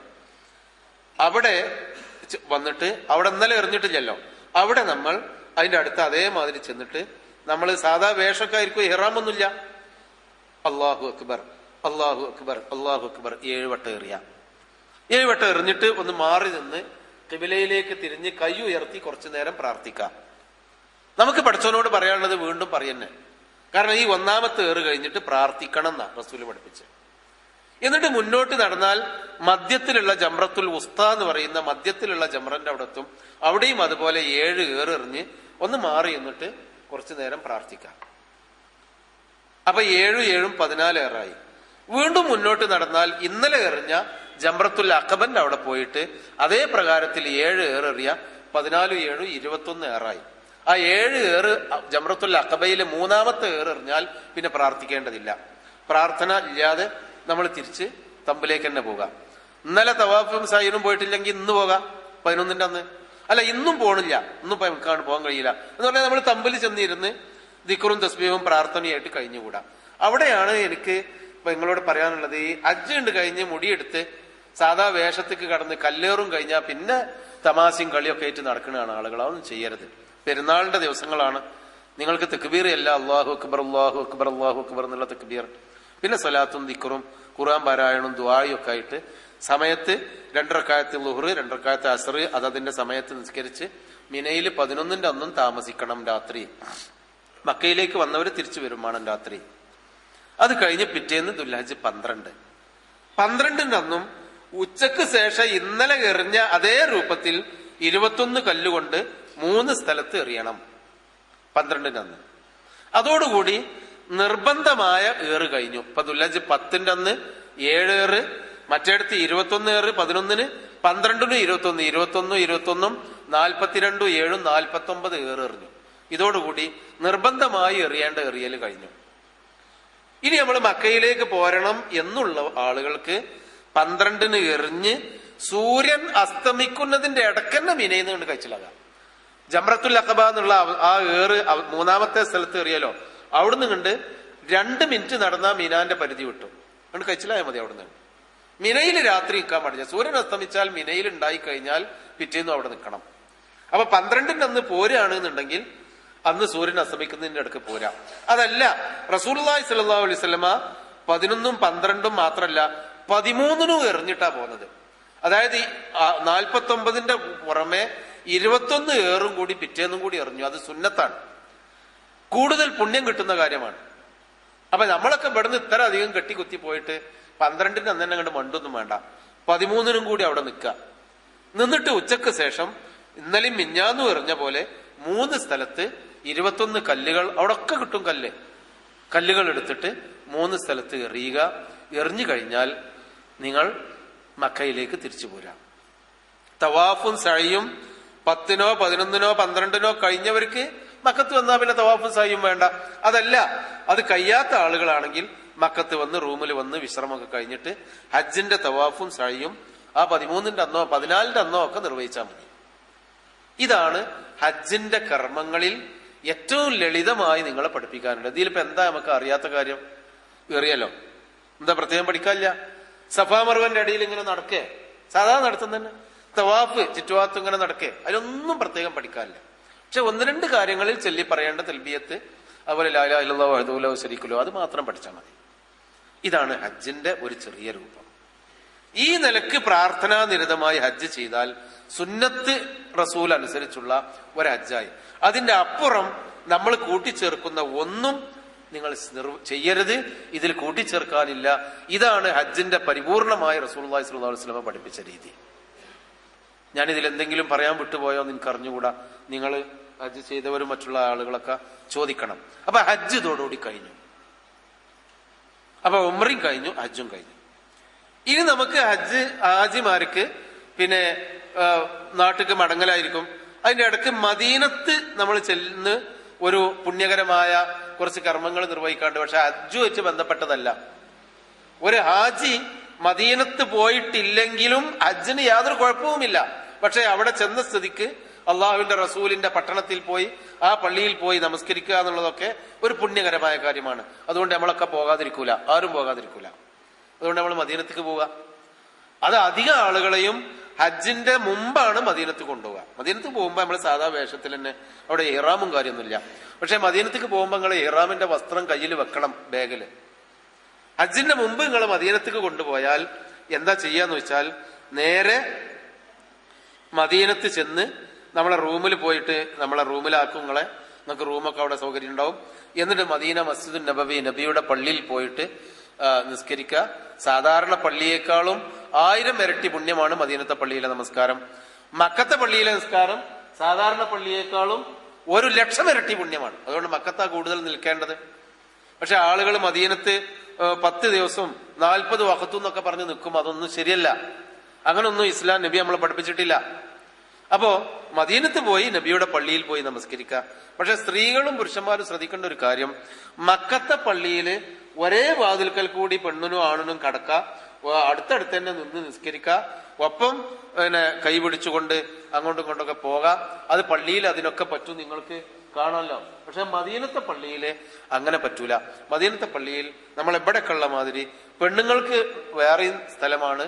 പള്ളിന്റെ ഉള്ളിൽ പെണ്ണുങ്ങൾക്ക് കടക്കാനുള്ള സ്ഥലം വേറെയാണ്, ആണുങ്ങൾക്ക് കടക്കാനുള്ള സ്ഥലം വേറെയാണ്. അപ്പോ വഴി തെറ്റാതിരിക്കാനും പരസ്പരം കൈവിടാതിരിക്കാനും നിങ്ങൾ സൂക്ഷിക്കണം. ഒരു അടയാളൊക്കെ വെച്ചിട്ട് നിസ്കാരം കഴിഞ്ഞ് കൊണ്ട് എത്തിയാൽ മതി, ഞാൻ അവിടെ നിസ്കാരം കഴിഞ്ഞുകൊണ്ട് എത്തും എന്നൊക്കെ പറഞ്ഞാൽ മതി. വിശാലമായ പള്ളിയാണ്. മക്ക പള്ളിയേക്കാളും വിശാലമാണ് മദീന പള്ളി. മദീന പള്ളിയിൽ നമുക്ക് ചെയ്യാനുള്ളത് ജമാഅത്തായിട്ടുള്ള നമസ്കാരത്തിൽ പങ്കെടുക്കുക, ജുമാ കിട്ടിയെങ്കിൽ ജുമായിൽ പങ്കെടുക്കുക. പിന്നെ റൗള ഷരീഫ്, മാ ബൈന ബൈത്തി വ മിംബരി റൗളത്തും റിയാദിൽ ജന്ന, എന്റെ വീടിന്റെയും മിമ്പറിന്റെയും ഇടയിലുള്ള ആ ഭാഗം സ്വർഗപ്പൂന്തോപ്പാണ് എന്ന് റസൂലുള്ളാഹി പഠിപ്പിച്ചിട്ടുണ്ട്. ഈ സമുദായത്തിനെ ജാറത്തിലേക്കും നേർച്ചപ്പൂരങ്ങളിലേക്കും നയിക്കുന്ന പുരോഹിതന്മാര് ജനങ്ങളെ വിളിച്ചുകൂട്ടി ഹജ്ജ് ക്ലാസ്സില് എന്റെ ഖബറിന്റെയും പിന്നെ മിമ്പറിന്റെയും ഇടയിലുള്ള സ്ഥലം സ്വർഗപ്പൂന്തോപ്പാണ് എന്ന് നബി പറഞ്ഞിട്ടുണ്ടെന്ന് പറഞ്ഞ് കളവ് പറയുകയും ഖബർ പൂജയെ പറ്റി ജനങ്ങളെ പ്രേരിപ്പിക്കുകയും ചെയ്യുന്നു എന്നറിയുന്നു. ഒരിക്കലും നിങ്ങൾ വഞ്ചിതരാകരുത്. നബിയുടെ വീട് അത് പള്ളിയുടെ ഒരു ചെരുവിലാണ്, ഒരു ഭാഗത്താണ്. ആ വീടിന്റെയും ആ വീട്ടിൽ നബി മരണശേഷം നബിയുടെ ഖബറുണ്ടായി എന്ന് മാത്രം. ആയിഷ ബീവിന്റെ വീട്ടിലാണ് നബി മറവ് ചെയ്യപ്പെട്ടത്. അത് അള്ളാഹുവിന്റെ കൽപ്പന അങ്ങനെയായിരുന്നു. അതല്ലാതെ നബി അങ്ങനെ പറഞ്ഞിട്ടില്ല. ആ ഖബർ പള്ളിയിൽ പെട്ടതുമല്ല, അത് വേറെയാണ്. പിൽക്കാലത്ത് പുരോഹിതന്മാരായ തുർക്കിയിലെ പുരോഹിതന്മാരാണ് ആ ഖബർ ആ കോലത്തിലൊക്കെ ഉണ്ടാക്കിയത്. എന്നാലും ഖബർ കെട്ടിപ്പൊക്കിയിട്ടില്ല. അതിന്റെ ചുറ്റുഭാഗത്തും വീടൊക്കെ പിന്നെ കെട്ടിടങ്ങൾ ഉണ്ടാക്കിയത്. ഒരിക്കലും ഖബറിനെ ആരാധിക്കാനോ അതിന് നേരെ കൈ ഉയർത്താനോ പാടില്ല. സാധാരണ ഖബറിന്റെ അടുത്ത് പോയിട്ട് അസ്സലാമു അലൈക്കും എന്ന് ദാറ ഖൗമി മുഅ്മിനീൻ എന്ന് പറയുന്നത് പോലെയുള്ള ഒരു സലാം മാത്രമേ നമുക്ക് അവിടെ പാടുള്ളൂ. അപ്പോ നമ്മൾ പള്ളിയിൽ പോയാൽ റൗള ഷരീഫ് എന്ന് പറയുന്നത് നബിയുടെ പള്ളി എന്ന അർത്ഥമാണ്. നബി ഉണ്ടായിരുന്ന കാലത്ത് നബിയുടെ വീട്ടിൽ നിന്ന് കടന്ന് മിമ്പറിന്റെ അവിടെ എത്തുന്നിടത്ത് വരെയുള്ള ആ കുറച്ച് സ്ഥലം, അവിടെ നബി ഇരുന്നതും ഖുർആൻ പഠിപ്പിച്ചു കൊടുത്തിരുന്നതും ഉപദേശിച്ചിരുന്നതും അതാ റൗള ഷരീഫ്. ആ റൗള ഷരീഫിൽ ചെന്ന് കുറച്ചും കൂടി കുറച്ചു നേരം പ്രാർത്ഥിക്കുക, അവിടെ പോയിട്ട് നിസ്കരിക്കുക എന്നുള്ളതിനൊക്കെ കൂടുതൽ ഒരു പുണ്യമുണ്ട്. കാരണം നബി സ്വർഗപ്പൂന്തോപ്പാണ് എന്ന് പറഞ്ഞ സ്ഥലല്ലേ. അത് ആണുങ്ങള് നേരെ മുന്നോട്ട് പോയാൽ തിരക്കുള്ള സ്ഥലം കാണാം, അവിടെ പോയിട്ട് നിസ്കരിക്കാം. പണ്ട് അസ്ഹാബ് സുഫത്ത് എന്ന് പറയുന്ന വീടും കൂടിയൊന്നും ഇല്ലാത്ത ആളുകൾ താമസിച്ചിരുന്ന ഒരു സ്ഥലം ഒരു തറയായിട്ട് അവിടെ കാണാം. അവിടെ ഈ ആളുകൾ തിരക്കൂട്ടുന്നത് കാണാം. അവിടെ നിന്ന് ഒരു പ്രത്യേക പുണ്യമുള്ളതല്ല. പക്ഷെ റൗള ഷരീഫിൽ പോയിട്ട് 2 റക്അത്ത് നമസ്കരിക്കുക, അവിടെ കുറച്ചു നേരം പ്രാർത്ഥിക്കുക. അത് കുറച്ചു നേരം നിങ്ങൾക്ക് കിട്ടുള്ളൂ, ഭയങ്കര തിരക്കായിരിക്കും. അങ്ങനെ ആ റൗള ഷരീഫിന്റെ നിസ്കാരം കഴിഞ്ഞാൽ നിങ്ങൾക്ക് പുറത്ത്, അതായത് പള്ളിയാണ്, പള്ളി മിമ്പറിന്റെ മെഹ്റാബ് ഇമാമക്കുണ്ട ഭാഗം, അവിടുന്ന് ഇങ്ങോട്ട് പുറത്തിറങ്ങി കഴിഞ്ഞാൽ നബിയുടെ ഖബറിന്റെ അടുത്തുകൂടി ചെന്ന് അസ്സലാമു അലൈക യാ റസൂലല്ലാഹ്, അസ്സലാമു അലൈക യാ ഉമർ ഇബ്നുൽ ഖത്താബ്. കണ്ടോളി, അതാ ഖബറിന്റെ അടുത്ത്, അത്രയേ ഉള്ളൂ. അതവിടെ ഗ്രില്ലിട്ട് മാറ്റിയത്. അതിന്റെ ഉള്ളില് ആയിഷാ ബീവിന്റെ വീട്ടിൽ നിലത്താണ്, അവിടെ ഖബർ കെട്ടിപ്പൊക്കിയിട്ടില്ല. അപ്പോ ഈ അടുത്തുകൂടി ഇങ്ങനെ വന്നിട്ട് അസ്സലാമു അലൈക യാ റസൂലല്ലാഹ്, അസ്സലാമു അലൈക യാ ഉമർ ഇബ്നുൽ ഖത്താബ്, അസ്സലാമു യാ അബൂബക്കർ സിദ്ദീഖ്, അസ്സലാമു അലൈക യാ ഉമർ ഇബ്നുൽ ഖത്താബ്. 3 സ്ഥലം, റസൂല്, അബൂബക്കർ സിദ്ദീഖ്, പിന്നെ ഉമർ ഇബ്നുൽ ഖത്താബ്. ആയിഷാ ബീവിന്റെ വീട്ടിൽ അവരെയാണ് മറവ് ചെയ്തത്. ആ സ്ഥലത്ത് പോയിട്ട് അതിന് കൈ ഉയർത്താൻ പോലും പാടില്ല. അതിലങ്ങനെയാണ് നടന്നു പോയിട്ട് പറയാനേ പാടുള്ളൂ. ആണുങ്ങൾക്ക്, പെണ്ണുങ്ങൾക്ക് അതിനും പറ്റൂല. നിങ്ങൾക്ക് അതിന് പറ്റൂല. നിങ്ങളാ റസൂലിന്റെ ഖബറൊന്നും കാണാൻ പറ്റൂല. ഖബർ നമുക്കും കാണാൻ പറ്റൂല. വളരെ ദൂരെ നിന്ന്, ഇത്തിരി അകലെ നിന്നിട്ട് ആ ഗ്രില്ലുകളെ കാണാൻ പറ്റുള്ളൂ. അതിന്റെ അപ്പുറത്ത് ആയിഷാ ബീവിന്റെ ആ പഴയ വീടിന്റെ അടയാളമൊന്നും അവിടെ ഇല്ല, മണ്ണ് മാത്രമേ ഉള്ളൂ എന്നാ പറയുന്നത്. ആ മണ്ണിൽ ഖബറുണ്ട്, അവിടെ അടയാളങ്ങളൊന്നും ഇല്ല എന്നാണ് അത് അറിയുന്ന ആളുകൾ പറയുന്നത്. അപ്പോ അവിടെ പോയിട്ട് സലാം ചൊല്ലി പിന്നെ പുറത്തേക്കേ പോകാൻ പറ്റുള്ളൂ, പള്ളിയിൽ കിടക്കാൻ പറ്റില്ല. മദീനത്ത് ചെയ്യാനുള്ള ഒരു കാര്യം അതാണ്. പിന്നെ മദീനത്ത് നമുക്ക് ചെയ്യാനുള്ള സുന്നത്തായ ഒരു കാര്യം, അവിടുന്ന് ഒരു 3 കിലോമീറ്റർ ദൂരെ മസ്ജിദ് ഖുബ, നബി മദീനത്തെത്തിയപ്പോ ആദ്യമായി ഉണ്ടാക്കിയ പള്ളി, മസ്ജിദ് നുസിസ അല തഖ്വ എന്ന് പറയുന്ന ഖുബ പള്ളിയിൽ പോയി 2 റക്അത്ത് സുന്നത്ത് നിസ്കരിക്കാം. നബി എല്ലാ ശനിയാഴ്ചകളും ഖുബ പള്ളിയിൽ പോയി നിസ്കരിച്ചിരുന്നു. അതാണ് മദീനത്ത് ചെയ്യാനുള്ള ഒരു പുണ്യകർമ്മം. പിന്നെ നമുക്ക് അവിടെ ആ ചരിത്രപ്രധാനമായ സ്ഥലങ്ങളൊക്കെ കാണാം. ആയിഷാ ബീവി, ഫാത്തിമ ബീവി, ഉസ്മാൻ ഇബ്നു അഫ്ഫാൻ റളിയല്ലാഹു അൻഹു തുടങ്ങിയ സഹാബിമാരെയും സഹാബിയത്തുകളെയും ഇന്ന് വരെ മരിച്ചുകൊണ്ടിരിക്കുന്ന ആളുകളെയും മറവ് ചെയ്ത ബഖീഉൽ ഖുർഖദ്. ഖുർഖദ് കണ്ടം എന്നാ. ബഖീ എന്ന് പറഞ്ഞാൽ ഒരു കണ്ടം, നമ്മൾ അറിയില്ലേ, മേലെ കണ്ടം താഴെ കണ്ടം. ബഖീ എന്നുള്ള അർത്ഥമുള്ളൂ. ബഖീഉൽ ഖുർഖദ് എന്ന് പറയുന്ന അവിടുത്തെ ഖബർസ്ഥാൻ, അവിടെ ആണുങ്ങൾക്ക് കയറി ചെന്നിട്ട് അസ്സലാമു അലൈക്കും ദാറ ഖൗമി മുഅ്മിനീൻ വ ഇന്നാ ഇൻഷാ അല്ലാഹു ബിക്കും ലാഹിഖൂൻ എന്ന് ചൊല്ലാം. അവിടെ ആ ഖബറൊക്കെ നമുക്കൊന്ന് കാണാം. വെറും ഒരു ചെറിയ കല്ല് മാത്രം വെച്ച മണലിൽ കിടക്കുന്ന കല്ലാണ്, ഒരു അടയാളം, ചെറിയ ഒരു അടയാളം മാത്രം.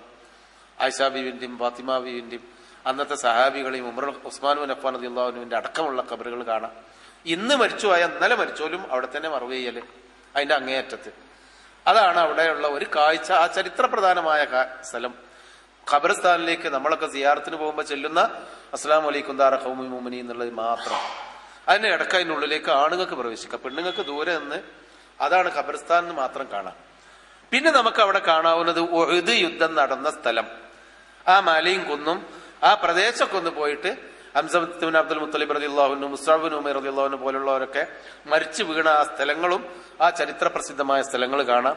ഖന്തഖ് യുദ്ധം നടന്ന ആ പ്രദേശം എന്ന് പറഞ്ഞാൽ നല്ലൊരു പാർക്കാണ്, 4 കൂടിയ റോഡും നല്ല പാർക്കുകളൊക്കെ ഉള്ള സ്ഥലമാണ്, കച്ചവടവും ഒക്കെ ഉള്ള സ്ഥലമാണ്. ആ ഖന്തഖ് യുദ്ധം നടന്നത് അവിടെ. ആ സ്ഥലം നിങ്ങൾക്കൊന്ന് പോയി കാണാം.